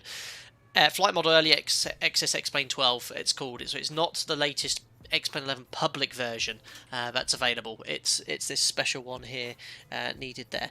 So yeah, it's looking good. Now, one thing I've noticed in X-Plane 12 is when you zoom in, everything looks quite good texture-wise, but when you zoom down a little bit, it does go a little bit blurry. Sometimes it's looking quite good now, but yeah, certainly the reflections are a lot better. You can sort of see the winglet reflecting on the wing there on the leading edge, the shadows, there's the winglet reflecting there as well. Certainly improved compared to X-Plane 11 here. So we're just going to do a full flight from Belfast to Bristol using Mark Fraser's SOPs and looking at the sim, how it looks visually as well. We're going to do a ILS into Bristol. We'll do a touch and go visual circuit to a landing, sort of like I did with the PMDG 737-800 when it was released, and see how that feels. And then we'll have a little play with the sim itself, maybe make it a little bit wet. You see the water reflections, which are really nice. Hopefully we'll get some gnarly weather in Bristol. Let me just check my phone. It was absolutely pouring with rain at the start of the stream in Bristol. Now it's completely fine. It's like 10k scattered at 3,000. There's a lot of scattered rain showers and thunderstorms forecast though. Maybe we'll get some en route. We'll have a look there. X-Plane 12 hype, says Adam Hammond. Thank you very much for the 20 months as well. Excellent. Yes, monthly cover Microsoft Flight Sim is much better. I value everyone's opinion, and in certain areas it absolutely is better, but when it comes to airplane handling, I'm a big fan of X-Plane 11, and X-Plane 12 is going to give us enhancements in that area. A lot of stuff going on behind the hood there as well, but keep the clean all professional and courteous. Everyone has an opinion. Don't like all of this sort of slagging each other off. Most of you are adults as well that seem to be doing the slagging off. Some of you are immature children.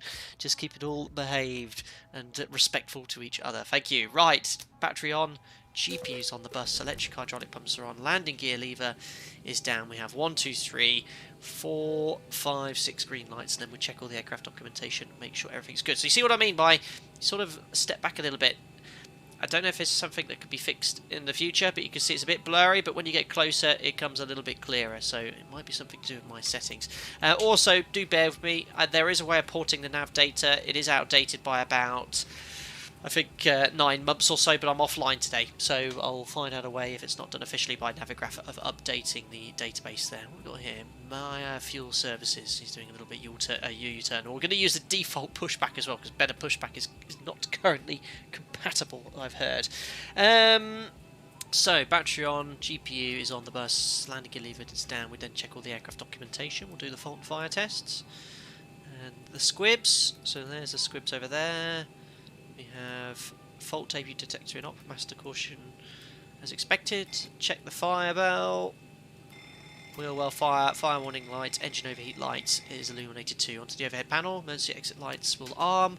I don't have AVI tab installed, so let's have a look at AVI PDF. Here is operational flight plan. So we'll take standard block fuel. Again, I expect the fuel burn to perhaps be a little bit off because we need to, or Zibo needs to fine tune the flight burn drag model and things like that. So we'll take 5.6, which is standard minimum block. Well, you know what? There's thunderstorms forecast, so no, we'll take an extra 2 tons. Ignore me. We'll take 7.5 for the fuel. That's what I'd be taking if I was flying this sector. 7.5. So fuel 7.5. I'll imagine we have some passengers on this sector as well. Let's go for 174 passengers. And that should give us a zero fuel weight of 58.5. 58.5, 58.3, slightly off, but only by about a couple of hundred kilos. And call for the fuel truck. So refueling is ongoing. Here he is, the Northern Ireland refueler, getting the aircraft refueled up. You can see again, it does look, I think, a lot better in the simulator. It does look good. That's that overhead panel. We can test the attend button. That's looking good. Flaps are up, which matches the indicated position. You can see the aircraft is refueling as well. Stab trim cutout switches are in normal. We'll turn up the panel lighting. I think lighting is an area that could still do a little bit of work. It's still quite dark in here, especially when the sun's in front of you. It goes very dark. Hopefully that's again can be addressed in a future update. Circuit breakers are all in. Stall warning test. Need to wait a little bit longer for that. Flight recorder. Mach airspeed warning test. IRS to nav. And we check the circuit breakers at this side, and now we can start boarding as well. There we are. Boarding has commenced. So let me have a look here at the performance on the OPT. I'm just typing in something here on my real operator's OPT. So we are in Belfast, EGAA, runway 07 for takeoff. We'll try Delta intersection where it's dry. Surface wind is 140 at 9. So that's a 3 knot headwind, 9 knot crosswind. Temperature is 18 degrees, QNH is 1005. Takeoff weight should be about 65.5. I think that's our final weight will be 65.5. I'll put 65.6, and that's giving us an MFRA of 16.15. So we'll set that now. 16.15. Looks very black, the PFD and ND. Hopefully that'll be fine-tuned in the future. Oh yeah, I think there's no data info, so I'm going to have to hold this button down for ages, I think, for the MFRA to be set. There we go. So 15 from the real OPT. QNH here is 1005. Turn up the lighting too. So yeah, that's better. So you see how I'm changing the background lighting, and during the day you can't see anything? That's a good sign. Well, during the day you wouldn't see any change of that lighting. Same with the AFDS. So that's one of the improvements with interior cockpit lighting during the daytime. 50, background and AFDS 30, front lighting can't be seen. 20, so that's already 10. Been improved on. Hayden, thank you very much for the £2. Hope you're doing well, buddy. Julia Roberts flies XP12 and MSFS. Nuff said, smiley face. Julia Roberts probably flies in Microsoft Flight Sim, but she'll be thinking of X-Plane. Unbelievable. Thank you very much, Hayden, for your generosity there. Big fan of Julia Roberts, of course. I'll have to convince her to come over to this sim. All ground textures of the airport have improved hugely. Remember X-Plane 11 with the wobbly asphalt reminded me of PlayStation 1 warped textures. My goodness. Brad Evans, what was the 1615 you set? That's a great question. This is called the MFRA. It's the height at which, in the event of an engine failure, we'd climb to, and we'd maintain V2 to V2 plus 20. And once we reach this height, we then accelerate the aircraft to the clean speed, the up speed. So that's something we set on every takeoff there. I got that from the real OPT. Right, time to load up the FMC. This could be interesting because this is the latest AirRack I have installed here, and this is an outdated database. So, Echo Golf Alpha Alpha, GPS left. Oh, it's got that annoying dong. I need to turn that off. That doesn't happen in the real aircraft. Call sign, we'll go for Alpaca 02 as it's our second flight. Departing runway 07, there's no SIDS out of Alder Grove, so we're just going to go first to our first waypoint, which is Ringer. So it'll be a heading select departure from Ringer, Quebec 39 to Itiga. From there it's direct to Incob. And then it's Quebec 39 to Nomsu. From there it's Upper Quebec 4 to Wallasey, so heading towards the UK and Liverpool. From Wallasey, November 862 to Amral. And from Amral, the Amral 1 Bravo. So the Amral 1 Bravo, it terminates over the field. We'll modify this slightly, so imagining we sort of get vectors or we can self-position. Ground flight deck, fuel is all loaded up and you are good to go. So instead of going directly to the VOR, what I'm going to do is go from DOBM direct to the centre fix. So centre fix after DOBM, like that. There we go. So we can now activate that, execute. And yeah, there's some texture differences between that and X-Men level which need to be fine-tuned and improved, but that's something Zibo will get to, no problem. 0 fuel weights in, reserves for Birmingham. Yeah, Birmingham, we need 2.8 tonnes to get there. Cost index is at 30, cruising at 33,000 feet. No, don't like that dinging sound. I need to disable that option. Top of climb with 147 at 32. The aircraft doesn't do that in reality. Top of climb ISA 0. Real OPT says I could take full 22k, no less. 93,092.3. So with the AP bleed on, these performance figures match the OPT. Same with the PMDG as well, which is great. And takeoff flap 5, CG 6 units. 6 units is set. And the V speed's 39, 40, 46 in the FMC. And 46 on the MCP. Superb. Thank you very much to Peter's. What? Peter's gifted 5 Flight Data Sim memberships. I have no idea what that is, Pete. What is that? Thanks, Pete. I've no idea what that is. Can someone actually explain to me what that is? Minimums. Approaching minimums. Nicholas was gifted a membership. Well, I don't know what's going on, but thanks, Pete, for gifting Nicholas a membership. That's very kind of you. Is this a Twitch thing? It's YouTube being more like Twitch. You can now gift channel memberships. That's the first ever time anyone's done anything. And I think he's gifting memberships to other members to give them a free month. That's very kind of you, Pete S. I think, oh, that's going to set the thing off. William Groom, I don't know if you're new. Abbas, I think you remember. Steffi, I think you remember. Well, welcome if you're a new member. Adas Abacut, I'm a member now, you are. Oh my goodness me, what is going on? YouTube transformation to Twitch. Isn't that what subscribing on Twitch is? Oh, I don't know. Well, thank you very much, Pete. That was very generous. Welcome to all the new members. Steph as well. You all get into Discord then. Welcome on board. Well, I don't know how you did that. And welcome, well, my goodness, I'm going to have to disable that function during critical phases. It's going to be very dingy. Right, 46 set onto the overhead panel. Your damper's on.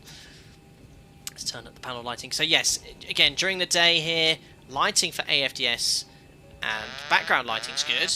But here, you wouldn't see the change in light during the day. So that's something that needs to be tweaked there. I am Paris, 29 months as a member. I think we're approaching minimums. Cheers, buddy. Thank you very much. I need to change that. Nav display switches, all auto, field, crossfeed, bright, dim, bright, off. And you can see, yeah, the textures are a little blurry at distance at the moment. Cab util, IFE, galley power's on. And seatbelt signs can come on now. And all looking good. Window heat. Probe heat off for now. Looking good here. Voice recorder on. Trim air is on. Pax auto. Isolation valve is open. Cruising at 33,000 feet. 33,000 feet. The elevation in Bristol is 622 feet, so we'll set that to 600. That's all set there. Perfect. Setting up the MCP now. So flight director's on. Runway QDM here in Belfast for 07 is 067. So we'll set that to 067. And we'll set that to 33,000 feet. Whoa! Super zoom in. Just hold that down, I think. 33,000 feet. And we'll set these two courses to 067 as well. We'll just set the VOR as the active frequency. Might still be active from the previous flight. Nope, it is not. 067. Minimums. Welcome, Magnus, Minimums. as a member, or Minimums. welcome back as a member. Minimums. Hope you're doing well. Glad you're enjoying the content. And you get invited to our members in only Discord as well if you're not already there. But thank you very much indeed. Appreciate it, buddy. Belfast 17.2 then. I'll just tune that down here. So there we are, VOR, RMI needles are pointing towards the VOR, perfect. Auto brake to RTO, reset the fuel flow. Cage the artificial horizon. Perfect. Engine, lower DU display is on for the engine start. Legs for Jim. And the trim's all set, and we'll go for 2,000 standby. Perfect, so no VATSIM today. I don't know if it's compatible with X-Pilot yet for X-Plane 12, but I'm sure it'll be there in the future. Right, so a little bit about our flight. Here's Navigraph then. Taking off from runway 07, it's an omnidirectional departure. There's no SIDS here, there's sort of just departure guidance, but if you actually have a look in the aerodrome section, here, you'll see it says start of pushback, noise abatement. There we are. Well, there's a night flying restriction, but it does say all departures with a maximum takeoff weight greater than 5.7 tons will climb on runway track to 2,000 feet before commencing any turn thereafter as per ATC. So we'll do that. We're going to climb a runway heading to 2,000 feet, and once we're there, we'll route direct to our first waypoint, which is Ringa, which is coded in the FMC. And we're going to X-plane push back out of here. This will be interesting. Never done it before. I've stowed 1-6. I don't know if we can turn, but might just do a straight back. Left on Lima. And then we'll go all the way here via Delta for 07, which is where I've done my performance by. There we go. So that is the briefing done. We'll get the APU started. I'll have a little look at chat as well. We're going to definitely get some rain in here. I want to follow live weather, but after we've landed in Bristol, I will show you these cool weather effects with the rain, the water on the runway. It does look really good. Just turn that down for a second. There we go. Graphics in X-Plane 12 look way much better than they did in X-Plane 11, I guess you said. The team did a great job graphics-wise. Yeah, there's improvements. I mean, just looking there, you can see it does look pretty good. Minimums. Definitely worth lighting. Approaching minimums. Fedora, welcome. Euros, welcome as members as well. Thank you very much. Hope you're doing well. Lots of members joining today. Minimums. Might be a Minimums. record at this Minimums. rate. Thanks, Approaching guys. You get minimums. invited to our members-only Discord. I hope you enjoy using the custom modes chat. Thank you very much as well. Benjamin, thanks for doing a stream on X-Plane 12. Tried the demo and agree that there's a lot of improvements. Sadly out of town for work next 2 weeks, so need to wait to get full X-Plane 12 and start flying. Yeah, I think if you've got X-Plane 11 with all the plugins and everything, you might want to wait a little while for some refinement in X-Plane 12. For me, I'm going to be utilising both until I will eventually make the switch over. What's that I've just noticed? See some weird little graphics thing here. We've got an oil leak.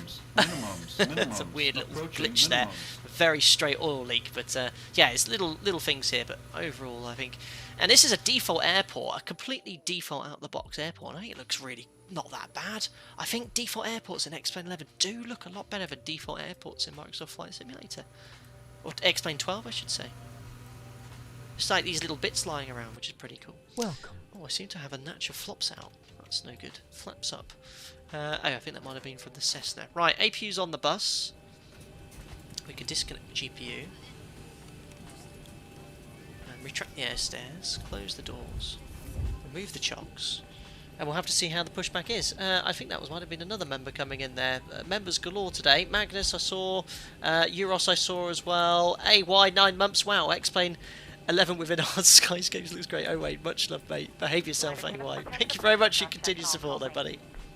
Odd place for an oil leak. Whoa, why do my flaps keep extending on their own? I think I might have an assignment here. I was literally just looking at chat. I heard the flaps click there. 50. Not sure what's going on there. Yeah, 30, that goes the flaps 20, again. So the flaps are extending 10. on their own. I might have to fix that here. Thanks James Cooper for the fiver. Few USAF F-15s flying between you and Bristol. Keep an eye out. Smiley face. I will keep an eye out. Thank you very much for your donation there, James Cooper. I don't want to get intercepted if I'm honest. Thank you very much for your donation. Very much appreciated. Now, why do my flaps keep extending on their own? Some ghost... That's me. We'll keep an eye on that. It's just gone on its own now a couple of times on 1 and 2. It makes me think that something is triggering that in the menu. Let me just have a little look at the welcome controls here. Keyboard, is it? Let's have a look here. Flaps, maybe?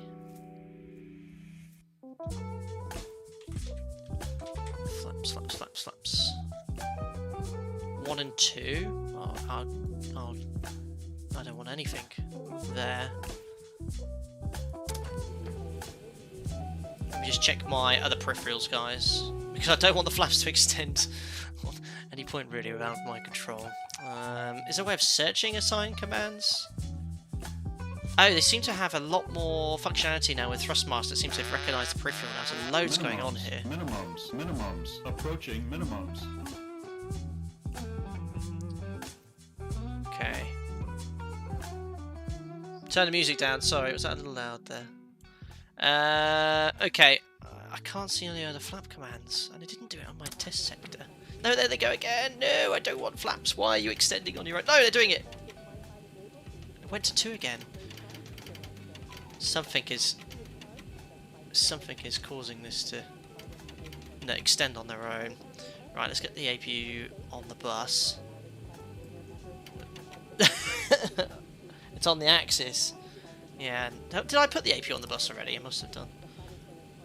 Yeah, because disconnected the ground power. Yeah. Okay. Let me just try all my axis here. Aha! I found it. It's on my yoke. See, my crotch was extending the flaps because basically, I'll show you what it was, guys. It was this down here. That was flaps. There you go. Do nothing for now. Done. I fixed it. Excellent. Yeah, the user interface in game is very nice here. Right. Shall we try a little bit of default X-Plane 11 pushback? I've never done this before. Minimums.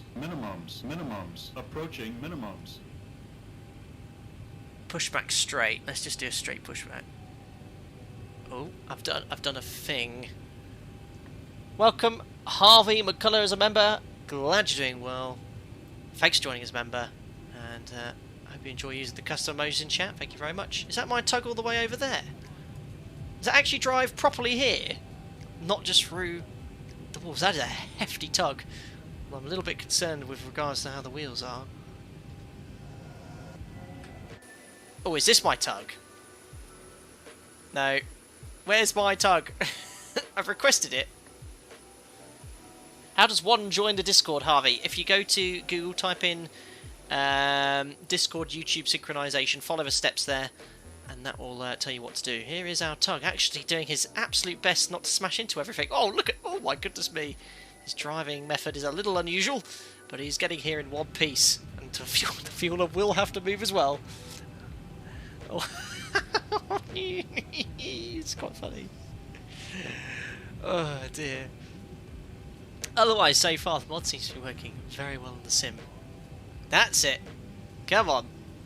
That's a beast of a tug. Graphics like Daisy. Isn't that some zombie game?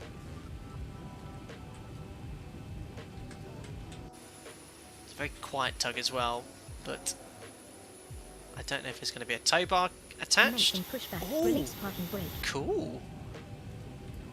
Right, anyway, packs off. Anti-collision light is on. Parking brake will release transponder out off. See what happens. We're going! We're just straight back. There we are. Well, we'll turn the music off. Is there a tow bar there? Ooh, yeah, there is a tow bar. Nice. First time I've ever seen a tow bar. Oh, I have... that's not an oil leak. It's my flight path indicator. Oh, I've got a problem here. Basically, when I hide the charts, it's also the same command to cycle 3D flight path. Disconnect. Oh. Pushback completed. Oh, thanks. Bye. My parking brake is set. Starting engine number 2.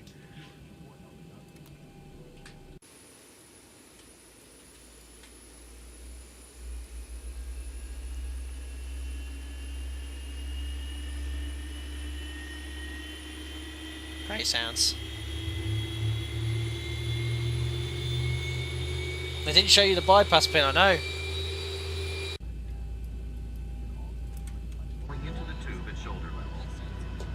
I mean, that looks great. I think that looks really quite good. The graphics look excellent there.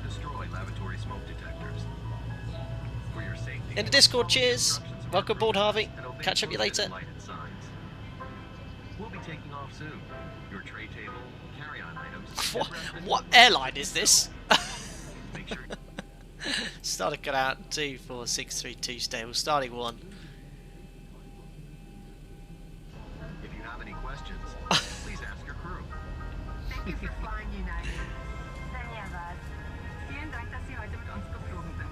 Arigatou gozaimasu. What language is that? N2, N1, oil pressure.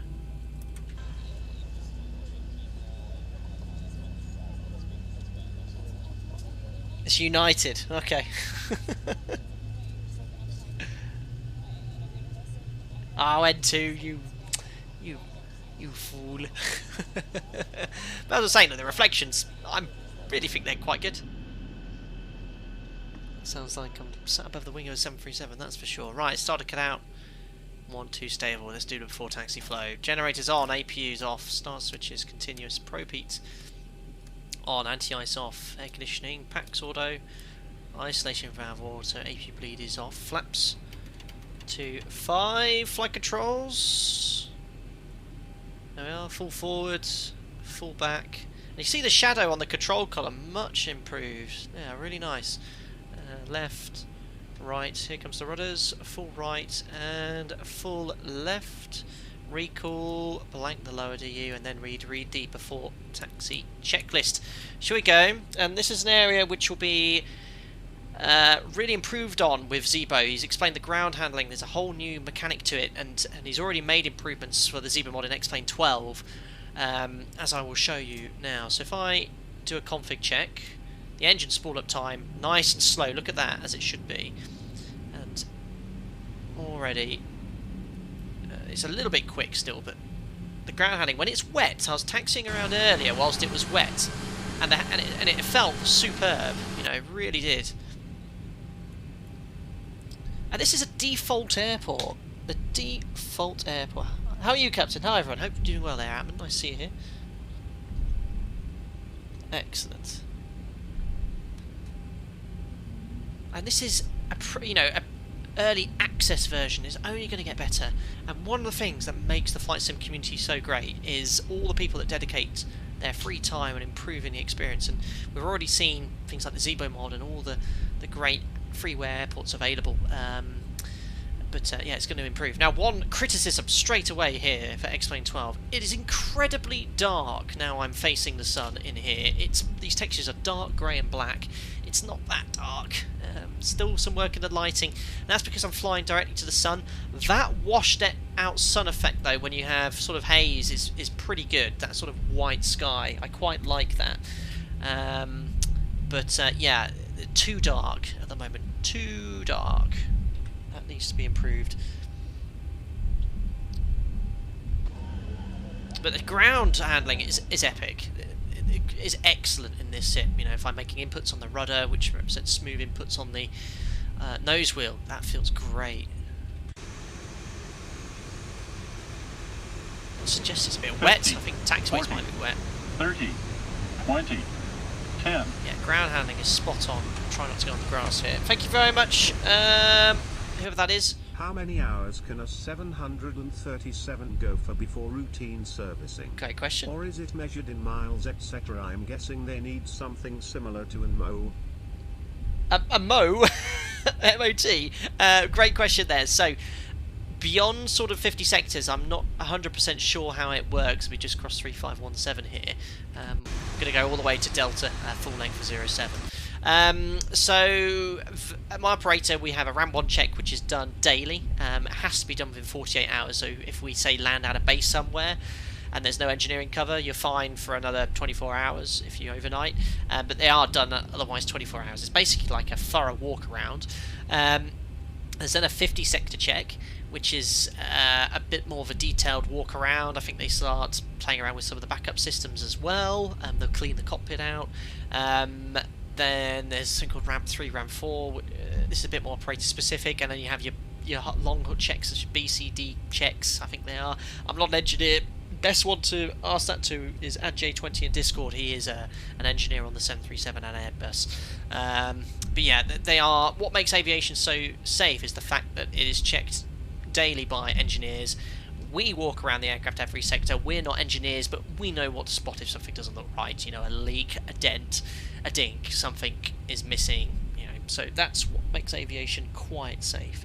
Is this Dublin? No, we're currently in Belfast Aldergrove. We're flying to Bristol. But yeah, ground handling is a triumph, and it does feel better in this sim. And I know Zibo has made improvements. Whilst we're on the topic of ground handling, and as we're sort of doing a little bit of an experimental stream today, let me just jump into the menu very quickly.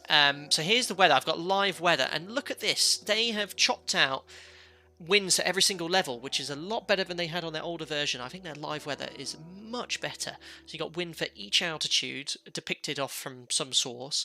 The weather right now, surface wind here in Belfast is 140 at 13, and look at that, we've got 137 at 10. Okay, it's not exactly the same, but I think it makes slight adjustments there. But if you actually go to manually entered weather, runway wetness, they've now changed it. They had only 3 options before, and I was taxiing around earlier when it was standing water max, and it felt like standing water. In the simulator, when you land in standing water, or in real life, that's a water depth in excess of 3 millimeters. The braking action is very poor. It's actually medium poor, we'd say. We'd look at a table and it would say it's medium poor braking action.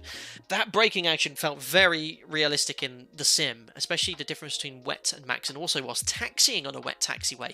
I felt the nose were really understeering, which is what it would do if it's wet. If you try and make a large tiller and put above 10 knots on the wet runway, the aircraft just understeers, goes in a straight line. So that was really cool to see all this here. So I'll stick to live weather. Oops. I hope that hasn't broken anything. And we'll just wait here the whole point whilst we complete the before takeoff checklist. So config we checked, flaps we have 5 and a 5 green light. Stab trim is 6 units set. Takeoff briefing. Pack sort of bleeds on. V speeds are set for departure. They are 39, 40, 46 set on the MCP. It's a runway heading departure, climbing to 2,000 feet, and then we're going to make a right turn direct to our first waypoint, Ringer. We'll climb straight up to flight level 330, NADP2. Any problems will climb straight ahead till we get to 3,000 feet, well no, 4,000 feet for the highest MSA. Plane looks a bit odd, if I'm being honest. I don't know what experience you have being sat in a 7.3. It feels like I'm sat in a 7.3 as well, albeit very dark, the textures, but yeah, their lighting here is too dark. They need to fix that. Right, let's now imagine we've got our takeoff clearance, and let's see how the aircraft behaves. Got a little bit of a crosswind. Pop on the strobes, and it'll be a heading select departure. So you can push heading select, but when you push toga, it will illuminate here. Yeah, it needs to be brighter here. Yeah, too dark at the moment, too dark. Weather radar is very basic at the moment. It does have it, but it's just a basic kind of texture appearing on the ND. So that's all looking good. So MCP is set, transponder, TARA, strobe lights are on, and we've been cleared takeoff, landing lights on as well. Yeah, it does seem like, and you'll see, look, when I turn onto 07 it'll get a lot brighter. It just needs to be improved in that area. But taxi and ground handling, excellent. Really quite nice.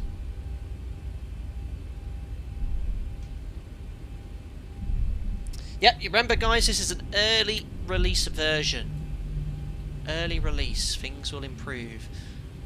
Turned a little bit early there, but the runway textures do look very nice. There you go, because the sun's now behind us, you get this. That's better, but it needs to stay like this pretty much all the time. That is a pretty good lineup, if one might say so. Right, Toga's in chat. Surface wind is 140 at 13 knots. We've got a crosswind from the right, and this is where this sim comes alive. You'll see the aircraft wanting to yaw as we approach VR, rotate, and you'll see as soon as I neutralise the rudder, the aircraft will yaw correctly into wind. This is why I kind of like X-Plane. Right, let's now do that. Turn on the timer, 40%. Remember, this is nowhere near complete in X-Plane 12 as well. Zibo has wanted me to stress that to all of you today. Right, a little bit more. Engine stabilised. Push toga. Set takeoff thrust. There we are.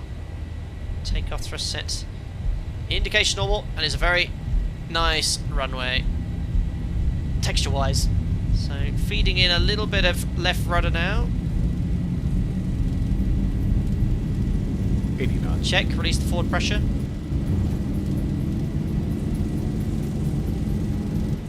A little bit jumpy, you are. So his full 22k is jumping a little bit here. It shouldn't be quite doing that. There we are. There's V1. Rotate. And you can see as I get airborne. Oh, big pronounced deadband. Too pronounced. My goodness me. Whoa, I had to really increase the back pressure there. Osway Kamke is coming up. Down. Yeah, deadband there was very pronounced, too pronounced. Yes, the flight director guidance is a little bit low here. Heading select.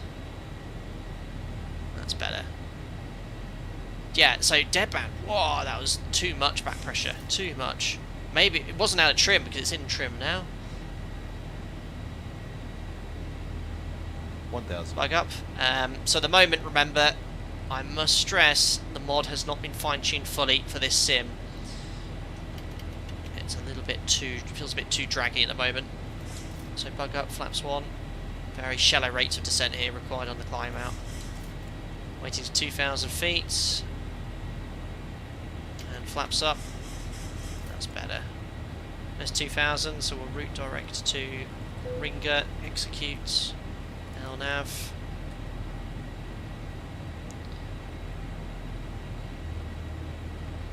That's better.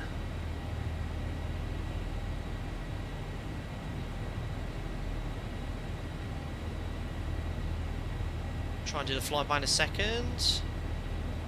So we've got flaps up, no lights, VNAV, set standard. Pitching nose down here onto the flight directors. Passing 3. Question 40, flight level 330. I need to set gyms as well. I've got to sync off. That's better. So yeah, that initial rotation, I really had to pitch back a lot in the deadband, a little bit too much. So I don't know if there's been something tweaked there with the deadband. I mean, what happens on the 737 is, on the 800 series and longer variants especially, as you rotate, the airflow over the horizontal stabilizer is disrupted, so there's actually a loss of lift, which is why you have to increase back pressure at around 9-10 degrees to maintain a continuous rotation. I mean, I had to really push the stick or the control column back to ensure that continuous rotation. In fact, I did stop in that deadband for about a couple of seconds there. But we're nicely in trim. Now the pitch and power looks good. Remember, as I stressed, Zibo wanted me to stress to all of you, there's a lot of fine-tuning needed in mod. This version is still pretty much designed to work in X-Plane 11 as opposed to X-Plane 12. But that's looking pretty good now. Standard set, passing 70 flight level 30, and we'll do the after takeoff checklist. So gears off, order brakes off, start switches off, air conditioning and pressurization 2.8 where it should be, auto leads on, temperatures are set, release the crew, and that's it. After takeoff checks complete. Strobing cloud, Amir. During the day you won't see it, at night time you would. You wouldn't see any strobe in the cloud effects during the daytime. Seems to be a bit washed out as well, this display.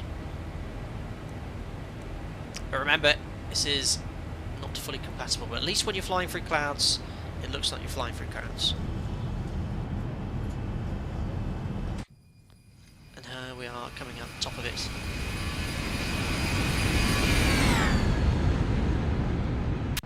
That's better.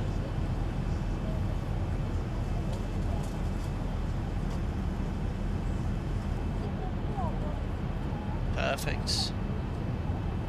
Ricardo, I feel Laminar Research should have never released early access. Now X-Plane 12 will start off the wrong foot, and there's potential that a lot of customers will never look back to X-Plane again and move to Microsoft Flight Simulator. No, I don't think so.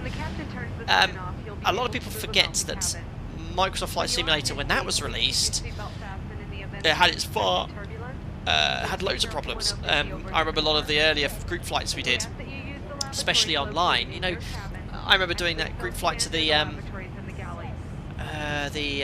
crater. Oh, United. I remember that flight we did to the crater. I was in the Cessna Caravan, or the Beechcraft. I floated, and I was losing like a 1 knot every 2 seconds in the flare. It'll be improved. It will improve for sure. Yeah, Microsoft was a dumpster fire on launch for a year and a half. I wouldn't say it was a dumpster. There were a lot of issues, but a lot of them have been ironed out, as they will the X-Plane 12. Right, anyway, 117330, and that's looking a little more realistic now, the pitch power and the climb performance getting there. So we'll do the post-cruise, pre-cruise checks, fuel, 4 pumps, lights, logos off, AVs off, pressurization is 4.2 set, release passengers, recall, checks complete. There we are. But that's probably a little too washed out now. There you are. So when you zoom in, that's more like it. But when you've got sort of zoomed out like that, sort of like representing a camera getting focus, that's probably what it should look like all the time. Michael, has Microsoft Flight Sim ever gotten around to simulating gear compression on landing? I have no idea, but it's certainly the case in that Cessna. That was awesome. X-Ways, my only complaint so far, cockpit lighting too dark and those weird mini clouds. Yeah, you do get these weird mini clouds, and the cockpits are too dark. Agreed with you.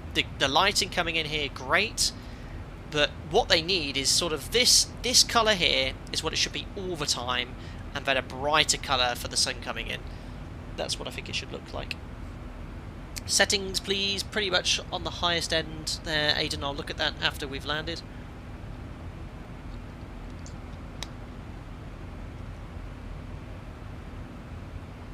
But we're well on the way.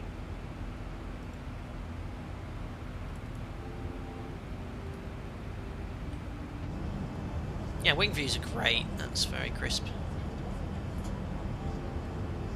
I just wish the clouds might have been a little bit more hopefully it'll become a little bit more volumetric. The shadows and the reflection now is very good. I like the fact it doesn't do that wing jiggle thing that the PMDG does. I'm not a fan of that wing jiggle. That's better.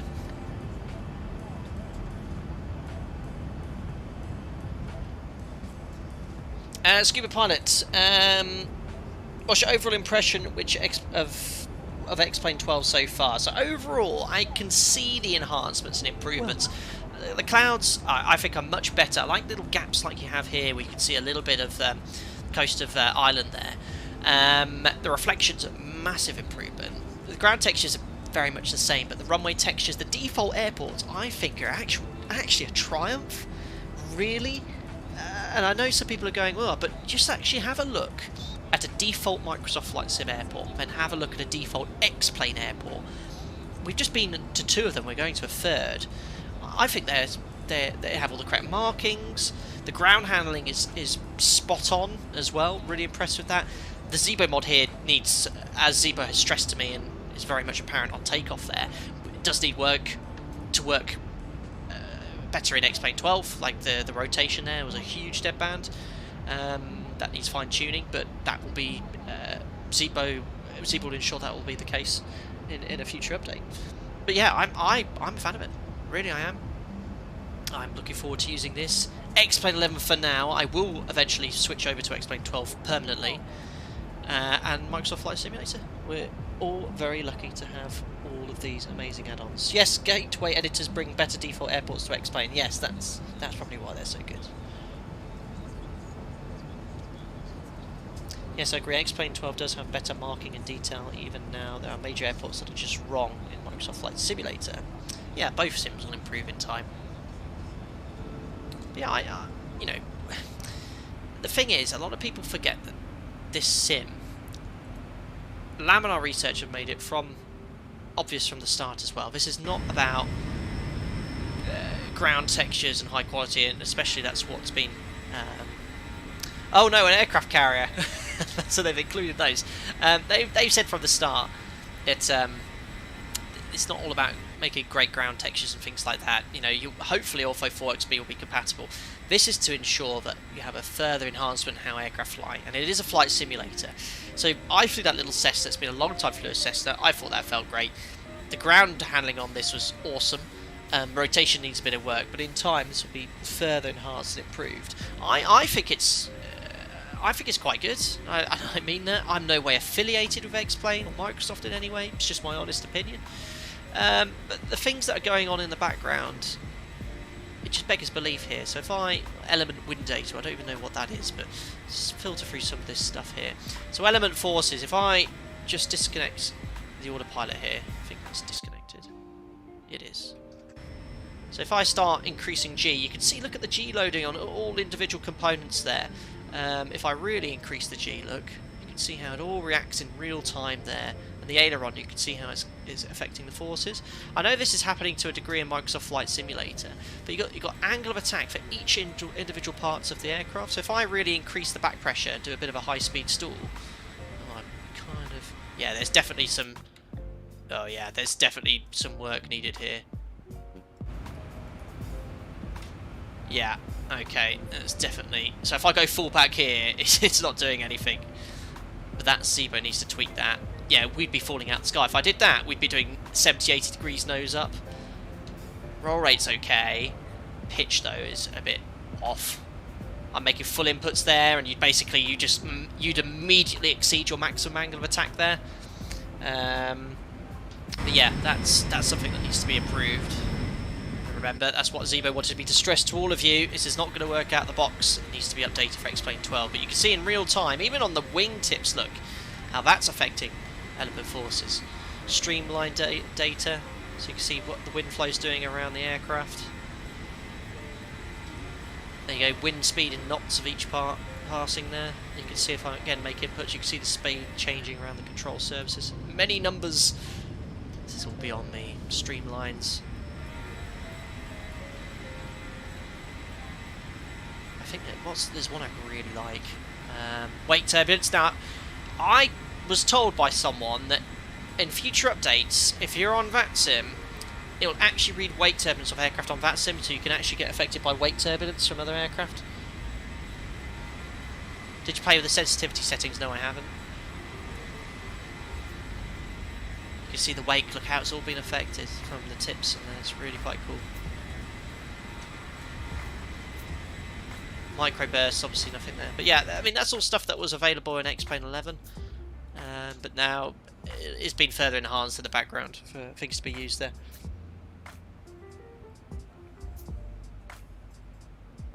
Superb. Turn the sounds down here. That lighting is cool, but it's just too dark beyond that. Because I've been messing around, look, we've kind of lost a bit of speed on performance, but the autopilot will fix that. 50, 40, 30, 20, Thanks a lot, 10. Stephen Hayner, for the $10. Appreciate it, buddy. Precisely. I think what people forget is that the most important thing is whether or not you have fun, regardless of the sim you use. Smile. That's exactly Stephen Hayner. You get a lot of people moaning at each other using words like garbage, trash, lazy, things like this. You know, all developers work hard regardless of the add-on. Well, maybe apart from Captain Sim, but some people don't put much effort. But so long as you enjoy the experience in the sim you're enjoying, as long as you fire up your PC, you do your flight from A to B, and it puts a smile on your face, that's all that matters. For some people, and I think the majority of users, I think they're going to get the most satisfaction out of Microsoft Flight Simulator. It looks amazing. The handling is perfectly good enough that someone who's not in the know won't know those finite differences. When I jump into the mod, previously in X-Plane 11, and fly this, like I did last stream coming off the line, and when we fly in quite dynamic conditions, I think that's better represented in this sim than Microsoft Flight Simulator as of today. So yeah, both of them put a big smile on my face. It's exactly well said there. Totally agree, absolutely. What does the FPS compare to in X-Plane 11? Well, right now... Oops, sorry. I've got the wrong... Oh, now I'm going to have all stuff behind my plane again.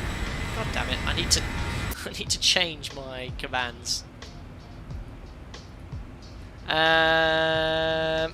What is it for FPS? There we are. I'm getting 60 FPS, and that's pretty much everything maxed out. 70 off there. I think it's a little smoother and better. Obviously, it's using just Vulkan, isn't it? Alright, bank angle to 10 degrees.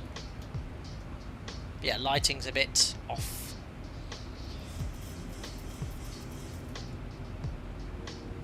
They did Nictus. They had a great aircraft, but I've heard the ones in Microsoft Flight Simulator are not worth touching.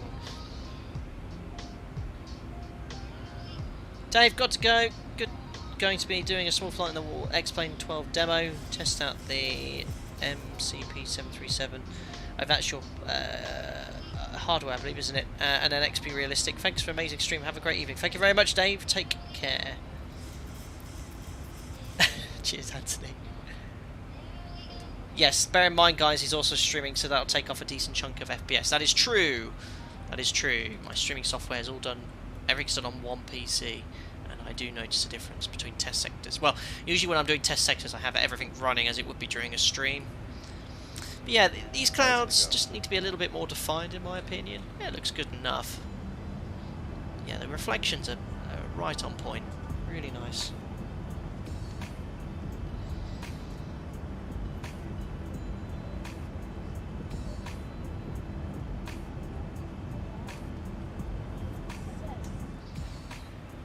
There we are. So, approaching our level.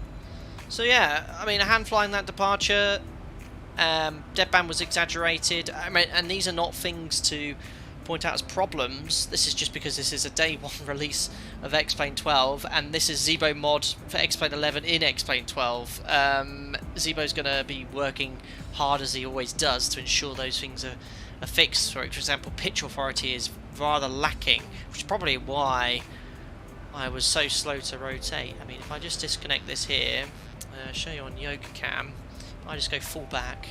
Yes, that is not as it should be. We would go if we did that in the real aircraft like that, you go straight into a high speed stall.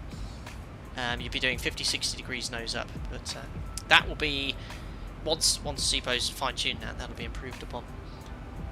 That is exactly not how it should work at all. Anyway, let's give ourselves a little shortcut direct to Kano. Got to get rid of that ding.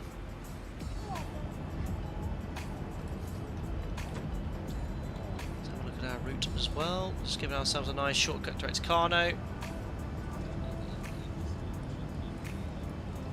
Where are you, Kano? Way up here.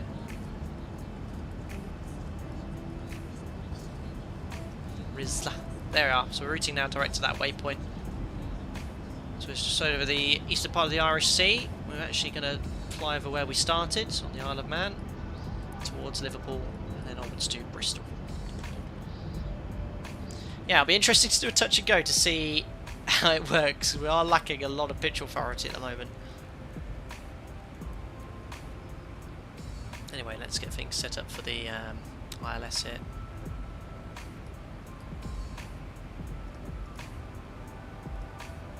So, star is going to be half of the... let's have a look here. Admiral 1 Bravo. Approach ILS 09. Just selecting these in the background, guys. Go. Everything's sorted. Let's have a look at this weather then.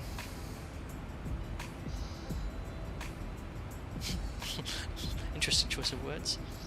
Okay, ooh, okay, Bristol's got CBs now, okay. Bristol CBs, 170, 11, gusting 21. This could be a little fruity. QNH is 1008, lovely. So you can see that the weather radar's got this sort of return. It's not too realistic, but hopefully in time we'll have a great weather radar engine in here. So 1008, Zibo mentioned at the moment the VNAV idle path descent path is off. It needs to be fine-tuned. I've got to get rid of that FMC ding, that really does trigger me.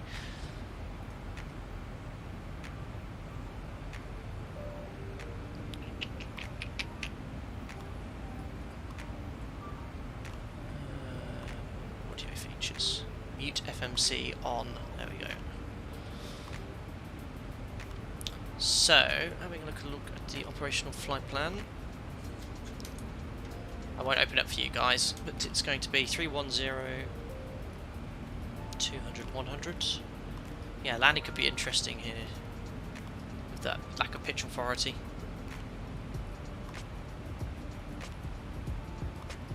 (200) 195 at 37. Some weird funky effects going on here, look. 100, 183 at 30.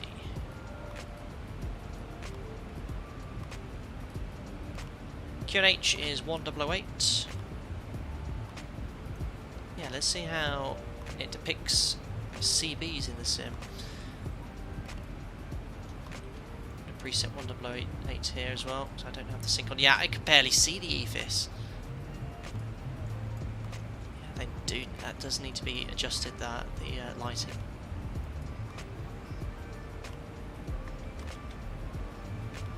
How's the input lag of the FMC in the real aeroplane? Yeah, there's some input lag there, especially on certain FMCs. You can push it and it can take 3 or 4 seconds for it to decide what to do. But on the Zibo you have the option of either having input lag or no input lag. I have none, just in the confines of Desktop Simulator. Just prefer it that way. Right, let's have a look at Navigraph then. So star's going to be this Admiral 1 Bravo, Admiral 160. That's coded, then Riles 150, and then Dob M, and then we're going to go direct to the centre fix 09. I'll sort of self-position there to this point here. MSA, where are you? 3,000 feet to the southwest, so that's absolutely fine. So frequency is 11015.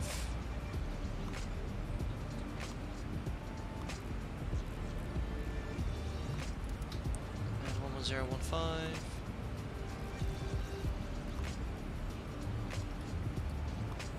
Bristol NDB 414.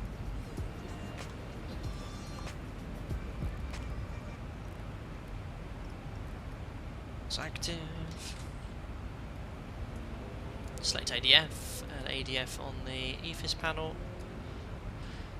Excellent. Minimums ILS 813 feet. So it doesn't look like CB's on the horizon for now.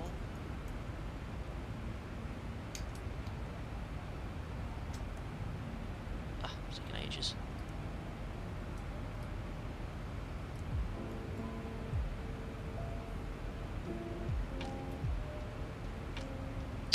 Frequencies, courses, minimums, courses just need to set, so that's 087. There we are. So we're going to get self-position onto this ILS. Platform's 2,500 feet, and set the ILS at 5.8 DME, 3 degree ILS. Pappy's on the left. Go around, just climb straight ahead to 3,000 feet, then as directed. So we're going to do a visual circuit here. After touchdown, I'm going to climb straight ahead to 2,500 feet and make a turn downwind just to have a feel of it. Now I've discovered the pitch is a little bit off. I might have to wait for a future update, but to make it feel exactly as it should. But it was a little pitch insensitive at the moment. So that's it. All hunky-dory. We're not going to set water brakes. We're going to do a touch and go, 2,000 meters. When we do our full stop landing, we're going to go flat 40 and vacate at Bravo. So that is that, and landing weight, we're going to burn 500 kilos of fuel, quite heavy, 63.4, there we go, flat 40, no water brake for the touch and go. There we are, all set up. Nick, how do you find it to explain 11 if you was to compare them, what's new and what's the difference between them? So clouds, textures, lighting needs to improve in the cockpit, certainly in the 737. I think the textures here look great. The ground textures as well are a little better, otherwise a little bit generic, as we all knew it would be on release. Behind the hood, I think there's been a lot of changes, which even I and the majority of users won't fully appreciate or understand. It gives more flexibility to developers. I know Zibo Mod's been using his own code and implementing it into X-Plane 12, and he's getting better results, which will come in future updates. I don't know if we can see any of the ground textures from here. Watch your ears. I mean, we're over a little bit of a hilly part, but they do look like they're in X-Plane level. The clouds from this perspective do look good.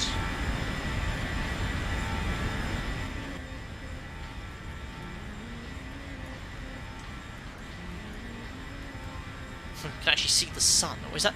no, it looks like the moon. But yeah, you can sort of see it. It would be able, and they need to give that a little bit of a lens flare, maybe, I don't know.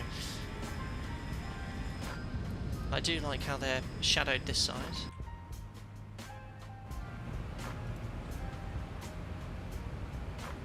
Yes, VNAV speed. Physics are excellent, landscape needs an overhaul, I know, but I don't think we're going to get that.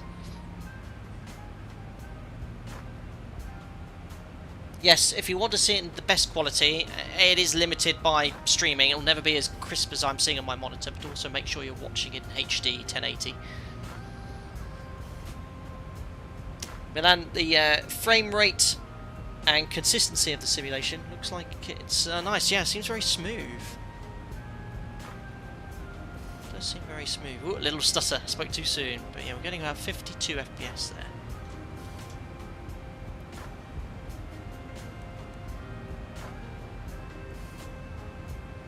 But yeah, we're going to have a nice crosswind. This will be very interesting. That was last updated. Oh my god, have you seen the wind in Bristol, guys? Does anyone want to bring it up for Nightbot? I've got a 27 knot crosswind now. Oh no! Boeing Corp, I wish they implemented 3D grass. I mean, for me, 3D grass isn't important, but some people, they want to look at the grass closely. It is cool, maybe if you're bush flying and things like that. Anyway, let's descend. Our first restriction is 160, so we can preset that on the MCP. And remember, this will not be the most accurate VNAV idle path descent. Where is Nightbot? Has Nightbot been here? Oh yeah, there we are. Just being a bit slow. Yeah, gusting 27 knots now, crosswind. Let's see how active sky, default X-Plane 12 weather deals with that. Top of the descent, ladies and gentlemen. Steve, yeah, you're out the window in Bristol and the trees are dancing in the wind. Thank you very much, Maestro Cross, 50, for the $10. 40, Very kind of you, sir. 30, 20, 10. Oh my god. It's truly simple. I'd leave my wife for you. I like you content more. Smiley face. Have a lovely day. I like you. Your content more. Have a lovely day. Oh, well, Maestro, thanks. I don't know what to say to that. Thanks for $10. Glad you're enjoying my content. I've got no words to this. Thanks, buddy. Oh dear.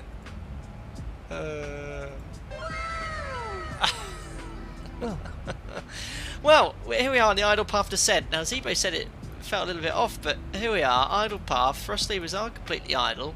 It's holding the speed quite nicely, albeit for cost index 30, our target speed is way off there. It should be about 273 knots. We're doing 290. And it's now converted to indicated airspeed. So I think over time, cost index and the correct descent speeds have got off the mod. It used to be spot on. So, you know, I always praise the mod. It is excellent. The PMDG system-wise is in many areas really much better. It does have outdated FMC and things, but like their descent speeds are pretty good, and the systems modelling is excellent. I still have that excellent failure implementation, which I want to utilise in future streams. So a lot of people are asking me, and I'd say, yeah, the systems in the PMDG are very, very good, and I'd say many areas better than the mod. Steve M, precisely. Yes, the cockpit is way too dark. Way too dark. So yeah, there we go. So you can see it's losing its speed a little bit now. And this is just because it's a new simulator and the mod is essentially been added in. So you can see the speed's dropping off. And we get to 15 knots below 291. So 276 you should see FMC speed. There we are. So that's exactly what would happen in a real aircraft. The auto throttle will then increase thrust and then re-accelerate you back to your target descent speed. It's sort of a safety feature, so your speed doesn't get too low.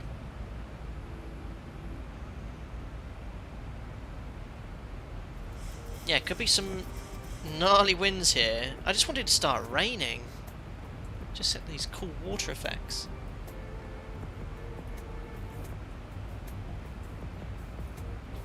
Flight factor bring us 737.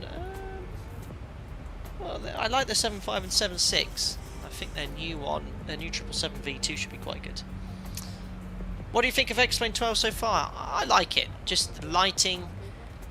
Mod needs to be updated so it works flawlessly in this sim with enhancements. Because at the moment pitch is a bit off, and I think my landing could be quite interesting because of that. I'm lacking pitch authority. But yeah, you'll see the runway textures are pretty spot on. So there's a bit of a default ground texture, yeah, you can see, but to be fair, when you're flying in conditions like this, I'm not so worried about that. But it is generic. Clouds are okay though. Hopefully they'll be improved further.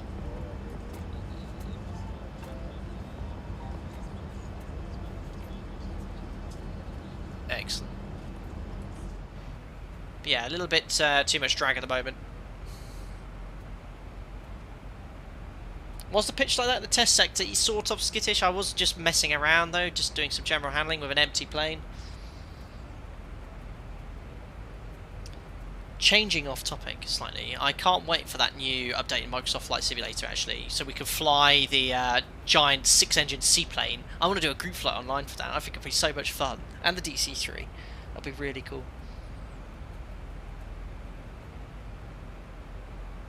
DC9728 random question, but at night, why did you turn the lights off in the cabin for takeoff and landing? So your eyes can adjust a little better, I believe, is the main reason. Cabin crew actually know, but is that the main reason? I don't actually know. But I think that's the primary reason. And the A310 is coming in. That is quite cool. Hello Alimish, how do you know when you need to start deploying the flaps? So it depends on several factors. If you're left a little high, you might want to extend the flaps sooner. If you're all on profile perfectly, typically flap 1 is extended at around 12-15 miles away from touchdown. Latest by 10 miles really. That's my operator's SOP. We then select flap 5 soon after, and then gear down flap 15, 5 miles at IMC, 4 miles in VMC, but again, that can be modified at discretion of the crew. Well, perhaps on a non-precision approach you want to configure sooner, or if there's a little bit of a tailwind. Mass group flight with the Spruce Goose, crazy.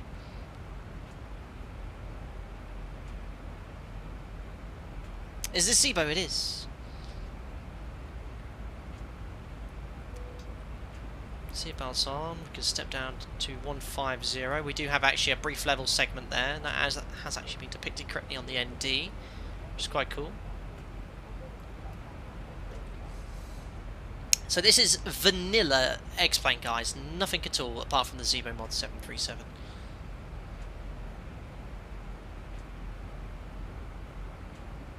Well, John, no. Oh, well, potentially. We'll see. I've always used the Zibo mod, but it'll probably be an X-Plane 11. Until everyone switches stuff over to X-Plane 12.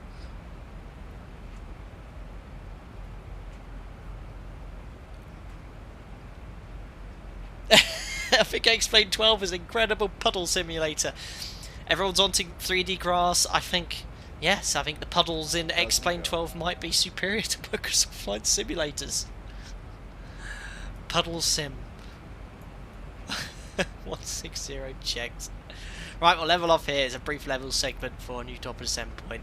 Yeah, the mod's behaving well in an 11. Main concern is this, as I mentioned, pitch authority is way off. Welcome aboard, Adrian. Thanks for subscribing.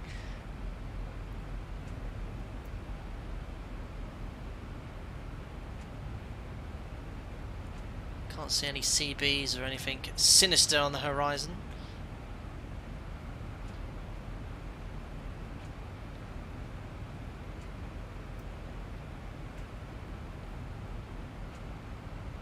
Yeah, you go, Daniel B. Captain Joe did a vid on the light dimming. Yeah, so I just had in my head, number one, passengers have their eyes adjusted and the fire crew can see if there is a fire.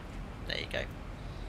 How is the weather engine? Yeah, so far, from what I've seen, the weather engine, the default weather engine is leaps and bounds better than it was in X-Plane 11. The default weather engine in X-Plane 11 was a bit naff, if I'm honest, but you needed active sky. It seems to be much better in X-Plane 12. Seems to be plugging in actual weather for all the levels. We had a look at the menu earlier, slicing through each level and providing an accurate wind. We'll see how it is with the crosswind here in Bristol shortly. The clouds do make it look like I felt like I left my glasses at home. Yeah, they just need a little bit more definition.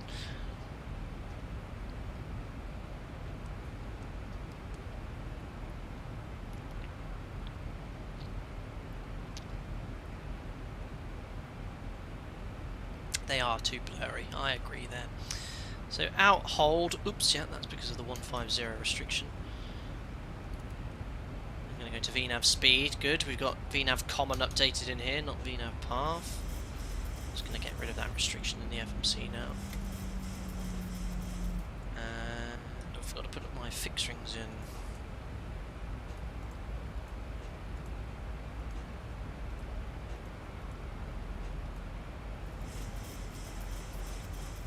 There we are. So we're going to go, well, we're probably going to we'll fly. What we're going to do is just give ourselves a little vector here for a second. So we're going to go on a heading of about 200, and I'm going to make a waypoint about here. The extended center line. I'll just get the charts out for Bristol for myself.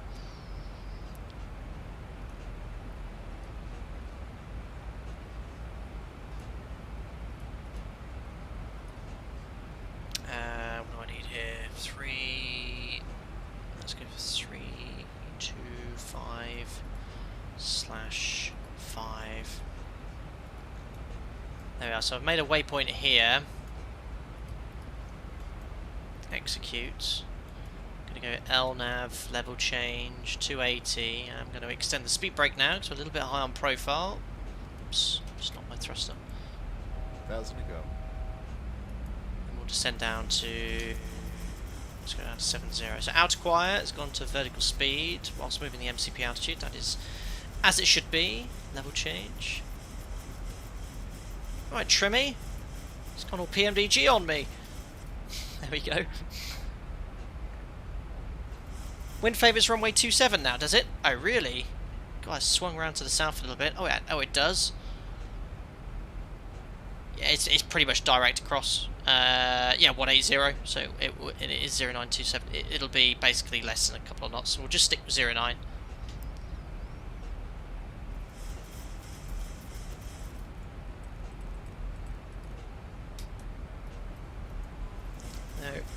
is the default textures then. The aircraft looks significantly better though than it did in X-Plane 11. See the reflection of the fuselage there on the wing.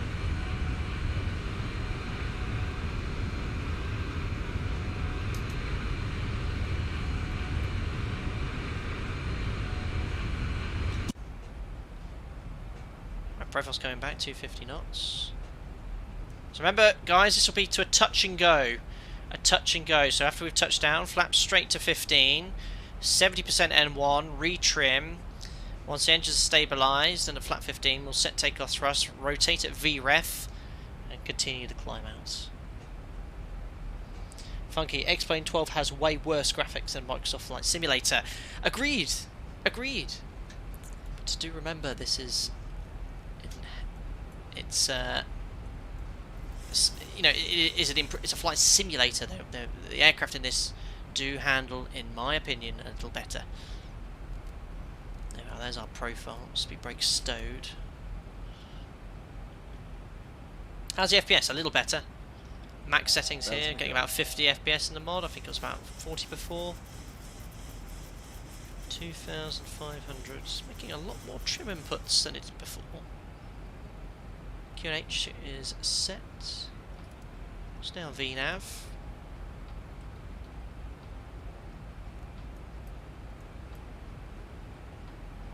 Yeah, I like going for the clouds. Going for the clouds is pretty good.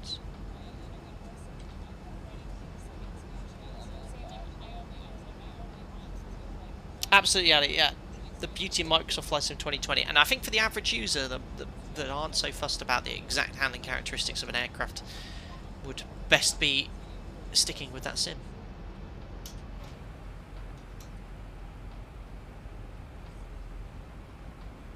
Are those the new default clouds? They are. It's MB. Yeah, Eagle Dynamic. That's what is it? I always forget what it's called. The DCS. I have seen pictures of their clouds. Apparently, they are excellent. Adam, in terms of handling, do you think XP is far superior, or is Microsoft Flight Simulator not far behind? I wouldn't say it's far superior. It is better in this sim. I think it's adequate. Probably, I wouldn't use the word adequate in Microsoft Flight Simulator. I'd say it's good. Like when I flew the PMDG 800 on release, we did that circuit. I was actually quite impressed with how it handled. The ground handling though, and takeoff and landing and rudder, too twitchy, as it was for their FSX version. It's a lot smoother in this sim. But I've got some concerns with the mod and its current build for X-Plane 12. As I said, this is their Zibo's early access version. What's he called it? Early access release version. The pitch authority is not very good at the moment. So, I mean, I'll just disconnect here for a second. Let's make some full inputs on pitch. Yeah, that's not good. It's not good. It's sort of flying like a, I don't know. That's full back, and it's, yeah, that's precisely poor, but that's because it's not been fine-tuned or updated. Do that in the Zibo mod, and then you'll see what it's meant to do in X-Plane 11. This could be an interesting landing because of that.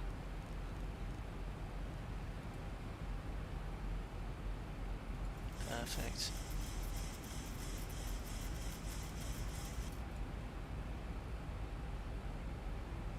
Carl, I'm a pilot, and Microsoft Flight Simulator is hilariously bad on landing in all planes. Hilariously bad, I wouldn't go as far as that. It needs improving. It's good enough for the average user, but it definitely needs work. Thank you, Passenger Escobar. It's nice, but the most important question, is there special meal service in X-Plane 12? I haven't heard for Passenger Escobar asking for his special meal service yet. Maybe he's there, maybe he's not. Thank you very much. Now, talking about textures and graphics coming below the clouds here, excellent. That is really nice below the cloud. That lighting, quite impressed by that. That looks very, very nice. That's good.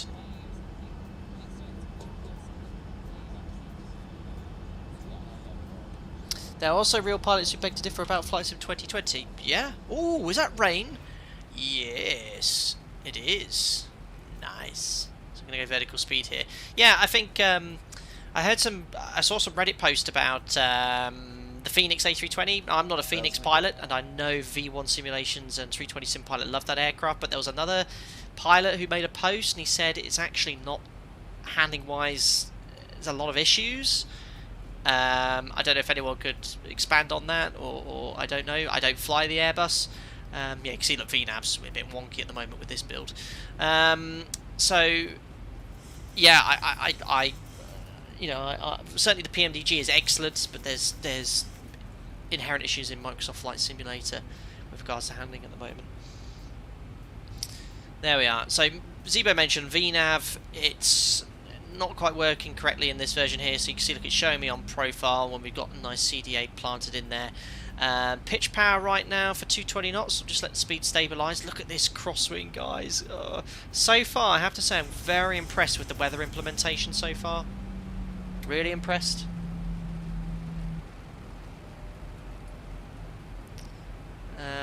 So we're just going down to 2,500 feet. And at least the mod does command. See, one of the areas PMDG desperately need to address is its ability to follow command in altitudes and vertical speeds, especially at slower speeds like this. Oh god, I'm well within. I'm going way too fast here. Flap 1. Just get speed brake. Thankfully I've got a nice headwind here. Flap 5. Arming Vorlock. So I couldn't really have a look at pitch and power at the moment.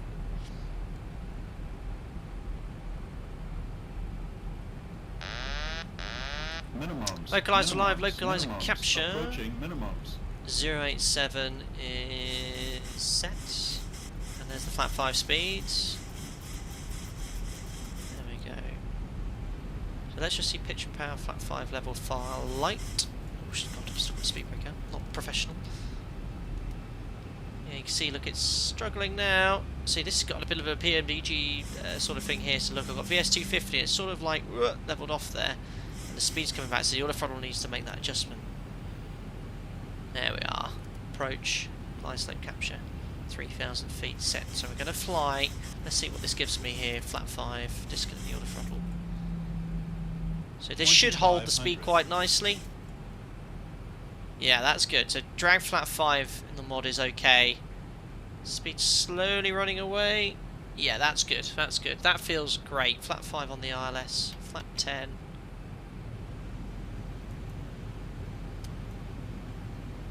Forgot to do post-cruise checks. Bear with me. Right then. I think we'll do some hand flying now. Look at this crosswind. Okay, I've got a tailwind and a 23 knot crosswind. So this is where I have to, yeah, say the live weather seems really good in this sim. Really impressed with it. Get down, flap 15, match speed. No, that's not working yet. What have I got? Mac. See, there's problems with it at the moment. Flaps to 30. So start switches up. Whoa, I'm too far away. So make sure you're below 175. There we are, flap 30. So the crosswind's looking nice. I'm not flying very well though at the moment. Whoa. Flaps 30 green lights. Auto brakes off. Speed brakes not armed. Remember we're doing a touch and go. Checked. Yeah, the flight director commands I'm not really. Yeah. Whoa. It needs some work. Oh, the flight director's going off. I feel like I'm a Star Wars starfighter now. Right. So flight director command seemed a bit delayed there. The pitch input. Yeah, the pitch input's off, guys, a lot. Oh god, I forgot to put yoke cam on. Sorry. There we go. So I've got a 17 knot tailwind now, and it's gusting all over the place, quite variable. I think they need to fine tune the variation slightly. Checked. It's now becoming a headwind, and that's really affecting my speed there. Yeah, the variable. So I'll continue. It's not the best approach by myself then, but on profile. 100. 50, 40, 30, Oh, too much pitch, way too much pitch. Decrab. Oh, what a butter though, right. Speed bridge up 70%. Flaps to 15. We should be getting the config warning here. That was an absolute beast of a touch and go though. And set takeoff power, rotate. There's the decrab. Yeah, it's too much pitch at the moment. They need to increase the amount of pitch authority. Gears up. I'm sorry, I don't have the butter calculator on. 400. Need to wait for 500. Left turn, crosswind. Flat 5. Speed's a little bit low here. Yeah, that would definitely come on here. Would not have gone flat 5. Yeah, it's a little bit too much drag going on here, so I just want to do a very shallow rate of climb. Too much pitch authority required here. There's the flat 5 speed. 1,000. I'm going to pitch for that speed. Just pitching for flat 5. Just watch that rate of turn. Speed's dropping off. So yeah, the weather has got a little bit of an X-Plane 11-ism there. The way the wind is changing direction. Look at the wind, 192, 195, 196. That's not really how wind direction changes in real life. So I went from sort of like a 30-degree quartering tailwind to a slight headwind, then a direct crosswind. So yeah, that needs some adjusting there. So remember, levelling off about 200 feet, 5 degrees, about 55% flat 5. There we are. That's good. So, yeah, the elevator's way too insensitive. Look at this. Yeah, you'd be making big. You'd be in your seat there. Right. Anyway, level off at 3,000. I'm a little bit higher than I wanted to be. Flat 5 speed. We'll do the after takeoff checklist. Gears off. Auto brake will now set to 3. We're going to go flat 40 for the next one. And there we all are. So we're downwind now. Start the timer. I'm going to extend the downwind here a little bit as well. Flat 40. I might have accidentally had flat 40 then, did a flat 30 approach. But yeah, we've got a whopping great big crosswind now. We'll do a replay of all of this as well. There's 3,000. So I'm going to wait until about 35 seconds. And then we'll configure. I'm actually going to extend downwind a little bit longer today on this one. A little bit fast. Pitch power. Yeah, that's good. So here, see how the aircraft's pitching up? That's good, that pitch power. So we'll go back to the flat 5 speed now. But yeah, the pitch authority needs a lot of work from Zibo here. Right, gear down. Flap 15. Tight in here, but we're going to have a very strong headwind when we turn base. Just maintain 3,000 feet. Just going to delay this turn onto final because we're a little bit high.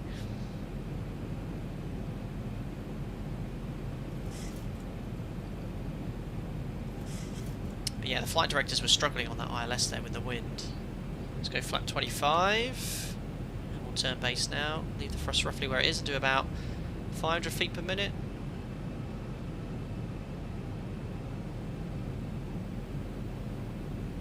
800, 500.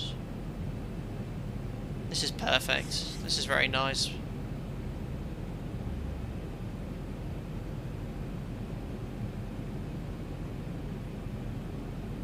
So again, the roll rate feels very good. The pitch though is a little bit off. I'm meant to be doing 500 feet there. That'll be our scheduled descent, so master caution is blanked. I'm a little bit low on this one, so we'll do just shallow off that descent. 2,500. Trims are, this is how effective the trim should be. So we talk about the PMDG. If I trim up, so that's how much it should be changing by. Maybe a little bit more effective still. Right, let's turn final. Flat 30. When you've got a strong headwind like this on base leg, you don't want to you want to delay your turn onto final slightly.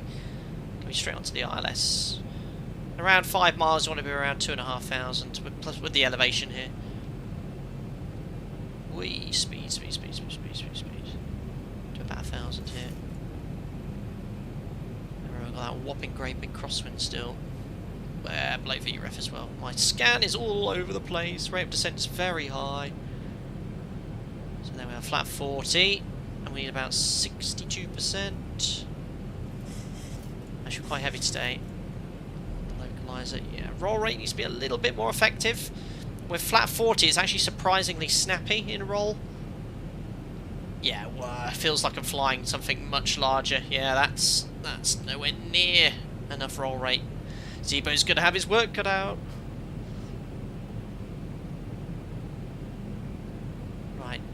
Nice gnarly crosswind still. I've been drifted downwind here. There's a change in wind speed. A little high here as well. 1,000 feet. Whoa. Whoops. What's that rate of descent now? Just want to keep it 1,000. Keep ascending. 3 right. 3 whites. Again, watch that rate of descent. Stay 1 dot high. This is much harder than I'd find it in real life in this sim. Rate of descent was a little high. So if that was on the line, I'd probably go around there. But yeah, it's a little bit of X-Plane 11-ishness going here with the variable gusty winds, which is making it quite tricky to keep it on track. The way the wind's sort of changing direction continuously. So maybe staying high is really quite tricky to keep us in there. 300. In the loop. Minimum. Continue. 200. Rate of descent a bit too high there. 100. 50, 40, 30, Check. 20, Close. 10. Left rudder. There's a lot of thermo. Right, speed brakes up. Reverses. Keep the aileron into wind. Deceleration is good for to brake 3. 100. 80. 60. Counter reverse. Ladies and gentlemen, welcome to Bristol. There we go. That was much more positive than the last one. So yeah, the mod needs a lot of work for X-Plane 12. Remember, this is a launch version there, but it felt like I was flying a B-52 or something. The winds as well with X-Plane 12 were sort of like varying around quite a lot, like it did in X-Plane 11. I think the live weather implementation on the whole is much better, but I found it quite difficult to handle that. Much more difficult than I did with the mod in X-Plane 11. Which is still much better. But remember, as I mentioned, this is the early access version. The Zibo mod has not had all the work done by Twerkster to ensure the flight model works as it should in this sim. The controls are about half as effective as they should be. This is just a day one trialing the mod in the sim. Give it a few days, weeks, when he's had a chance to play around with it, it'll be much, much better for sure. But I was having to make some quite positive inputs there to keep it all in the window, and yeah, they seem to have ported that variable wind. So the wind, when it's on the METAR right now, I'm looking at it right now, it's saying the wind is variable between 140 and 200. Basically, what X-Plane does, they just put it between 140 and 200, like every 5 seconds, and it changes your indicated airspeed all the change. When the wind's variable, it does change, but not that quickly over that sort of period of time, and it's making it very difficult to control. But here we are, default Bristol. Again, I think the ground textures, default airports, it's just a default airport in this sim, are really, really quite nice. Anyway, let's get the aircraft cleaned up. Looking forward to see the replay. Very happy with that touch and go. Flaps coming up. But yeah, guys, let me know what you think about it in chat and in the comments section as well. I think there's some quite opinionated views on the sim. Differing opinions as well. Overall, I do like it. I think it needs some fine-tuning. But for day one release, seeing where it is now and where hopefully it will go, I've got some great good feeling about the sim, let's say. I think I'll really enjoy this once Zibo gets to the bottom of the handling. Let's go for stand 2. But the ground handling like here is excellent, really, really nice. But the crosswind was good. So, like, the rudder input I made was good. But the pitch and roll is just not quite effective as of. But yeah, the default scenery, very pleased with how that looks. And the textures are very crisp.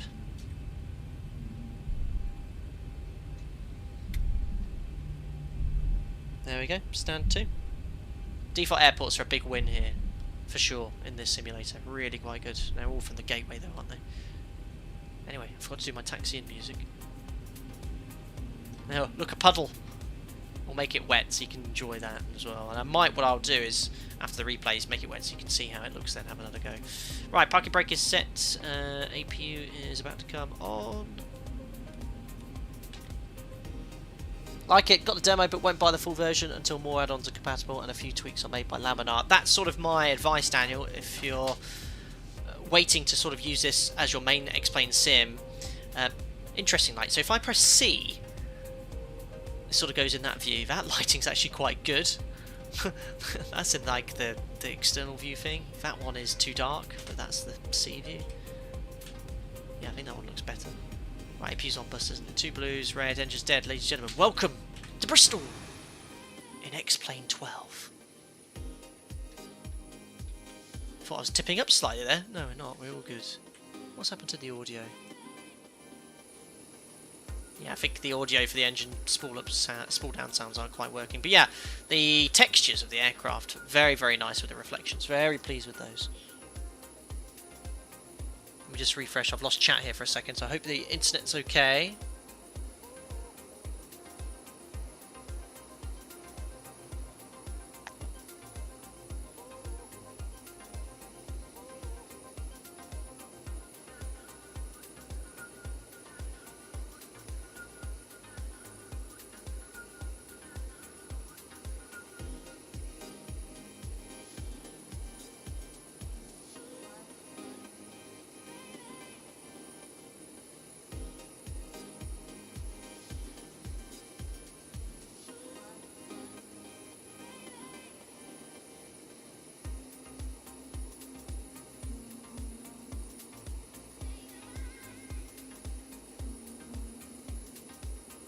Guys, I don't know if you can still hear me or see me at all. It says on my laptop I've lost internet connection, but everything else, my side looks good. I've just had to go on my phone, my mobile phone, to get the chat up. 5 out of 5, sorry guys, we can still hear you. Oh, my laptop's lost internet connection, but I can see it all here there. I've got chat up now in front of me on my mobile phone on 4G or 5G, that's why I stopped. I got you, bro, thanks Flights with Shade, but there we are. Yeah, sorry about that. Aircraft end, yeah, the mods. Do excuse some of the little issues, as I've mentioned before in X-Plane 12. The flight controls were nowhere near as effective enough, especially in roll, especially in pitch. Roll wasn't so bad, but still need to be twice as effective there. That's just something that needs to be incorporated in future updates. Overall, my impression of the sim then, at this stage, as a early access release version, yeah, great, really promising. If you're wanting to sort of hold off a little longer to make sure all the plugins are compatible, I'd recommend that. The wind, for example, there is pretty good. I think the live weather implementation is really quite good, apart from the variable winds there. So things like the puddles here, you can see. Now let's make it rain a little bit here first, so you can sort of see what that looks like. If I just go here to weather, not that one. There we are. Now my laptop's working correctly. So I'll go to customize. So it's this variable wind they need to change. Shear amount 27 degrees, yeah. And turbulence mild, that's been fed in as live weather. They just need to adjust how the shear changes over time. It's not the best at the moment. So I'm going to go manual. Let's just put, max wet runway, interesting. Where is precipitation? I can't see it. I think, do I have to click the cloud or this? Looking for it, guys. I did see it earlier. Runway wetness. Precipitation, there we are. Let's put it as heavy. Eh? Lies. Maybe I need to make it overcast as well.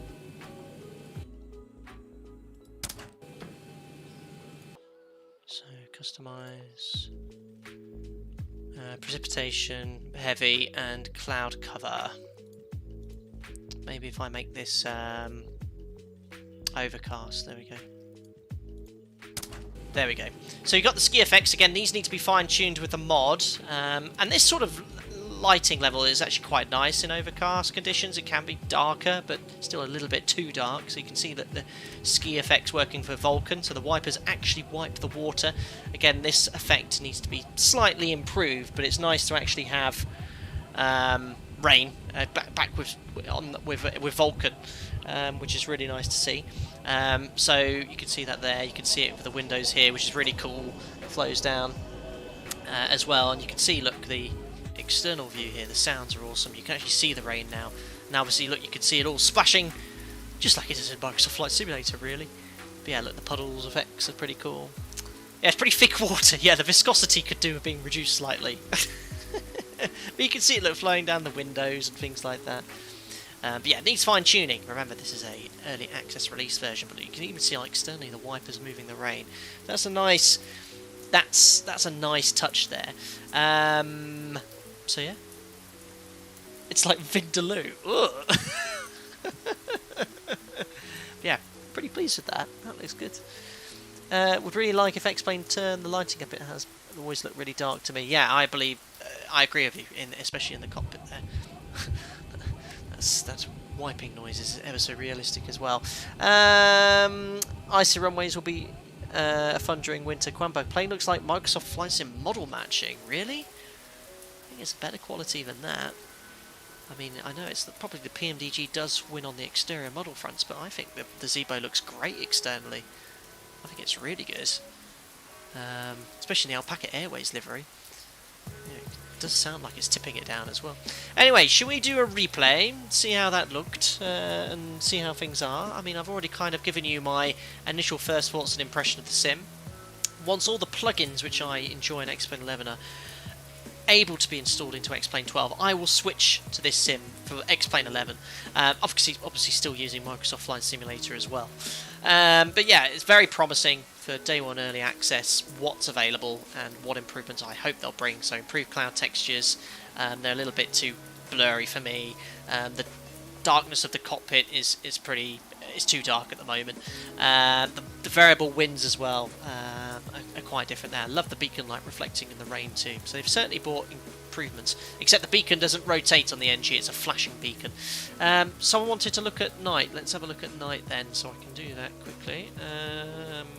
Let's do this one. So let me just turn off live time. Oh, it's off already. It's been off the whole stream. Minimums. Approaching minimums. There we are. So here we are at night time. Yeah, I think it looks pretty good.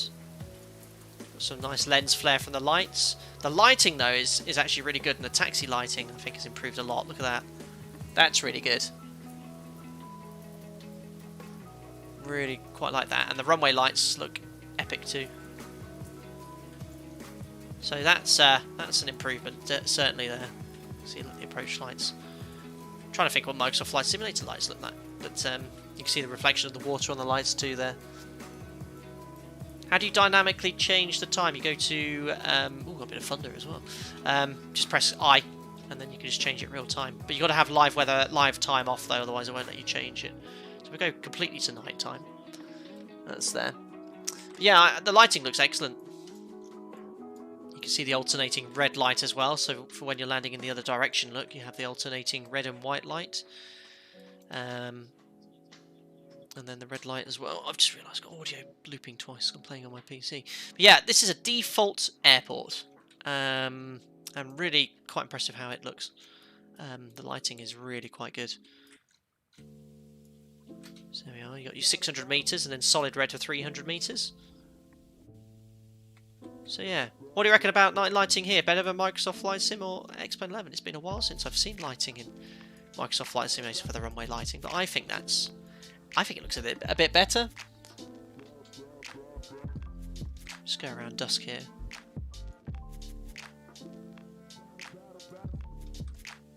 Yeah, that's really good. Snow conditions. Let's have a look at that. That's great. I mean, here, if you want to fly around dusk all the time, you won't have to worry about the scenery, but that looks excellent. That's really quite good. If I go up and down here. I actually think that looks pretty darn good.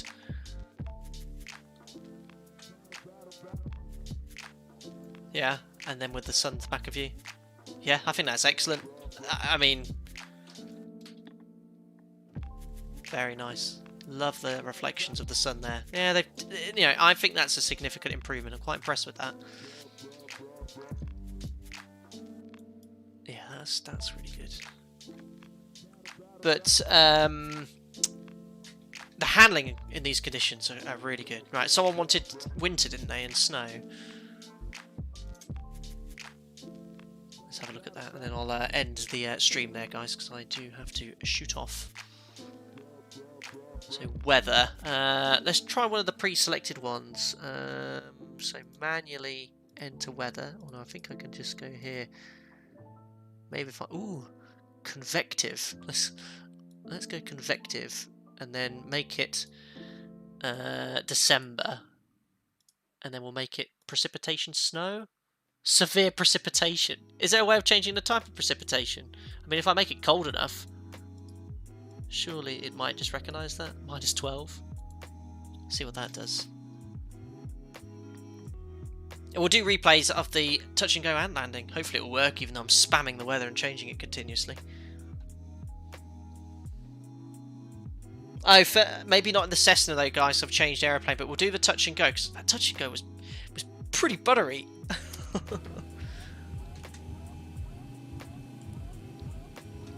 Well, it looks like it's -17 out there. Wow, actually, I know there's no snow. How do I get snow?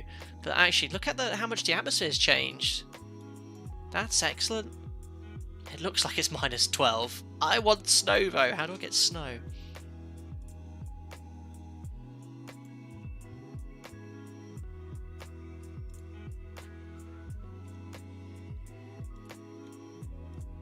Runway wetness. Look at this. Ah, snowy max. That's going to be how the runway is. Ah, there we go. Wow, it actually looks really good.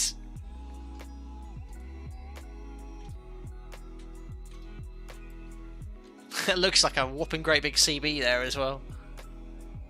Well, it's great that they've got that now. Not bad, Laminar. I know it's never going to be Microsoft Flight Simulator, guys, but if you want to fly, you know, winter in low visibility, you don't have to worry about how it looks so far. Yeah, that's much better. Now that is a slippy runway as well. Yeah, well done. That's Bristol Default Airport out the back, and I think the default airports are a triumph in this sim. I think they look absolutely excellent, superb for a default airport.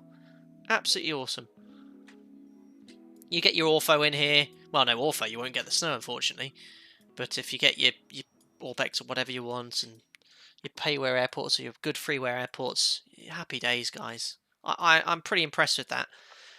Maybe I don't have such a higher standards for graphics things, but I don't know. I'd love it in Microsoft Flight Simulator, but I think X-Plane 12, you can see the improvements there. Yeah, that's superb. I can't wait to do some winter ops for you guys. Got frozen water on here now. Let me go back to live weather now. Yeah, well done. Well done, Laminar. Laminar, well done. So let's go now to wheel weather, apply changes, and we'll look at the replays. It might take a while for the snow to melt, I don't know. Maybe I need to change things here. Is that melting? I mean, does snow form over time? How have they done that? Oh, I think it's melting in real time. Can you see that change? Just give me 20 more seconds. Look. What was that do? Oh, I don't know. Am I imagining that? Well, maybe if I play the stream better. Let me just change the weather here.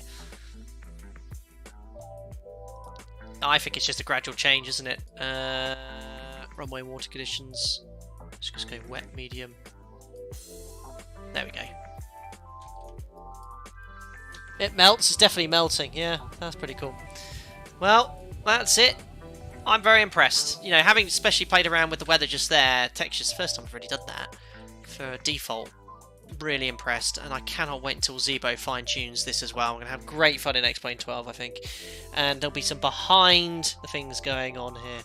I've got this. Oh, MC6 Seb Gaming, you child. Microsoft Flight Simulator does not have anything to worry about with regards to graphics and the quality of the sim, but Laminar have certainly improved how X-Plane looks. I'm really impressed with that, and with the handling characteristics, certainly the ground handling and work on the mod needed. Certainly looking forward to trying in the future. I said sarcasm there, though. Right, anyway, let's turn that right down. Cue the funky replay music. And hopefully... I've been spamming around with the weather quite a lot there. It will work. Oh, he's changing the weather and everything. Look. Excellent. Oh, look at this. I'm going back all the way to the touch and go. That's awesome. Right, there we go. Let's have a look at this then. And a bit of a gnarly one, this one.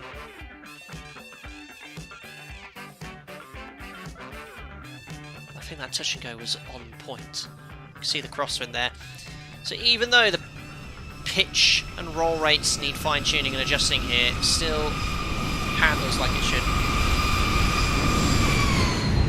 You just have to make much larger inputs. Oh, that landing though. Oh, I can't see it because of the Bristol's hump. I'm sorry, but I'm going to have to do that again. Sort of doing a wheelie there a little bit. I wish I had the butter calculator on. But yeah, just dynamically. The trees are moving as well, yeah. D-crab. Oh, come on. I didn't quite get the nose wheel down on the deck though. Popping a wheelie the whole time. Oh, that's super. That's super. So this is where X-Plane 11 excels, and the aircraft isn't really handling as it should at the moment as well. But I can just tell when it does, this is going to be superb. Just have to do that one more time.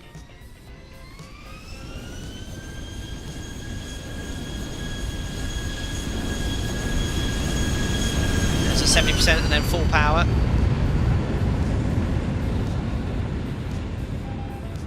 Just the way the aircraft comes off the ground. You guys watch. Who here has been to an airport to watch aircraft take off? And that is how a commercial jet airliner takes off the ground. Even though there was exasperated deadband.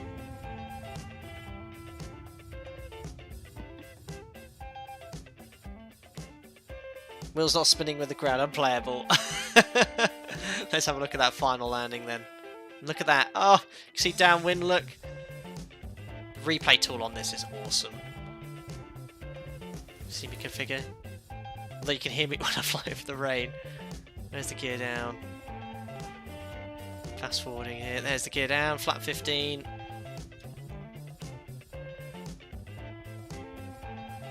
Here's the full stop landing, which was a little firmer.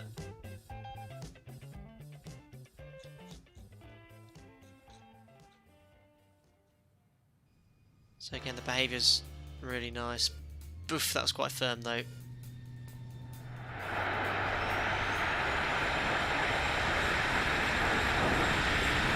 Love the wet runway and all the mist.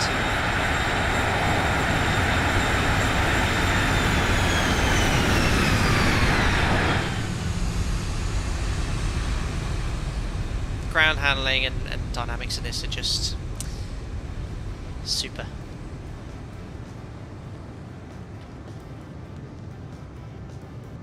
Your bitrate, YouTube bitrate go brrr.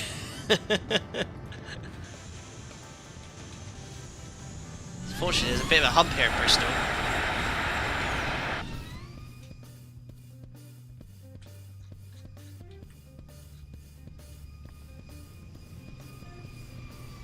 See the trees moving. But if that would have been firm, you can see it sitting on the struts nicely.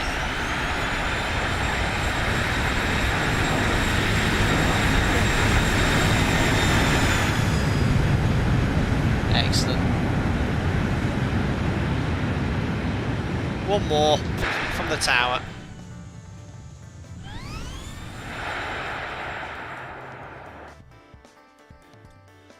Yeah, that was quite a firm one. Boom. But that looks like an aircraft landing as it would in real life. This is... yeah, it just looks real.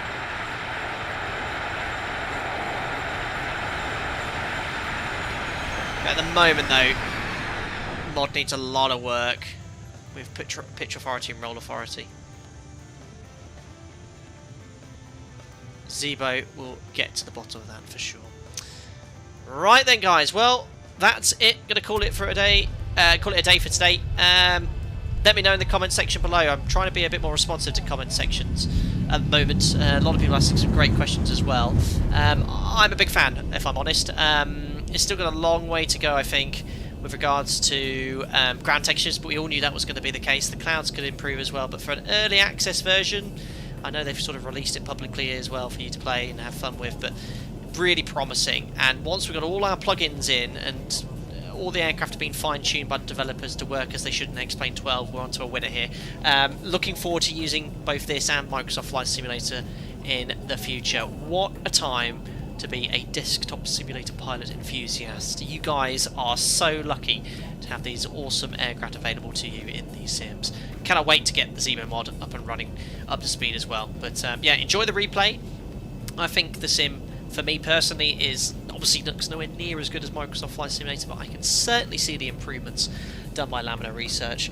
I hope you enjoyed this stream as well, the Flight and the Cessna and the Zibo mod as well. Obviously X-Plane 12 is available now in early access. I can't remember what it cost me, 60, 70 quid, but I'll be streaming it. I'll keep an eye up out the next week or so. I should think there'll be a lot of updates by developers for their plugins and aircraft and stuff, so looking forward to using it. Guys, have a wonderful weekend. Thank you to everyone that donated as usual, to all the new members, loads of new members joined, gifted members, whatever that is, and to all the members for the continued support. Don't forget to like the video. If you want to stay up to date with all my content, don't forget to subscribe as well, and I'll see you on the next stream soon. Cheerio.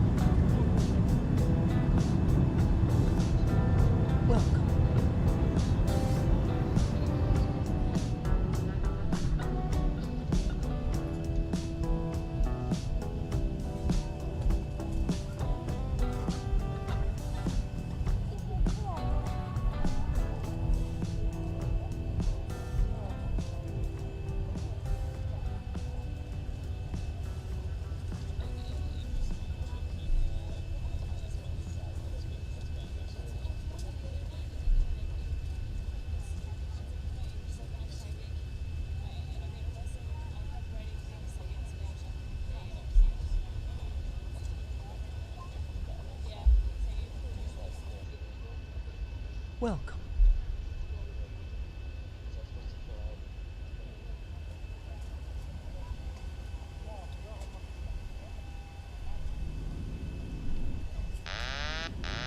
Minimums, minimums, minimums. Approaching minimums.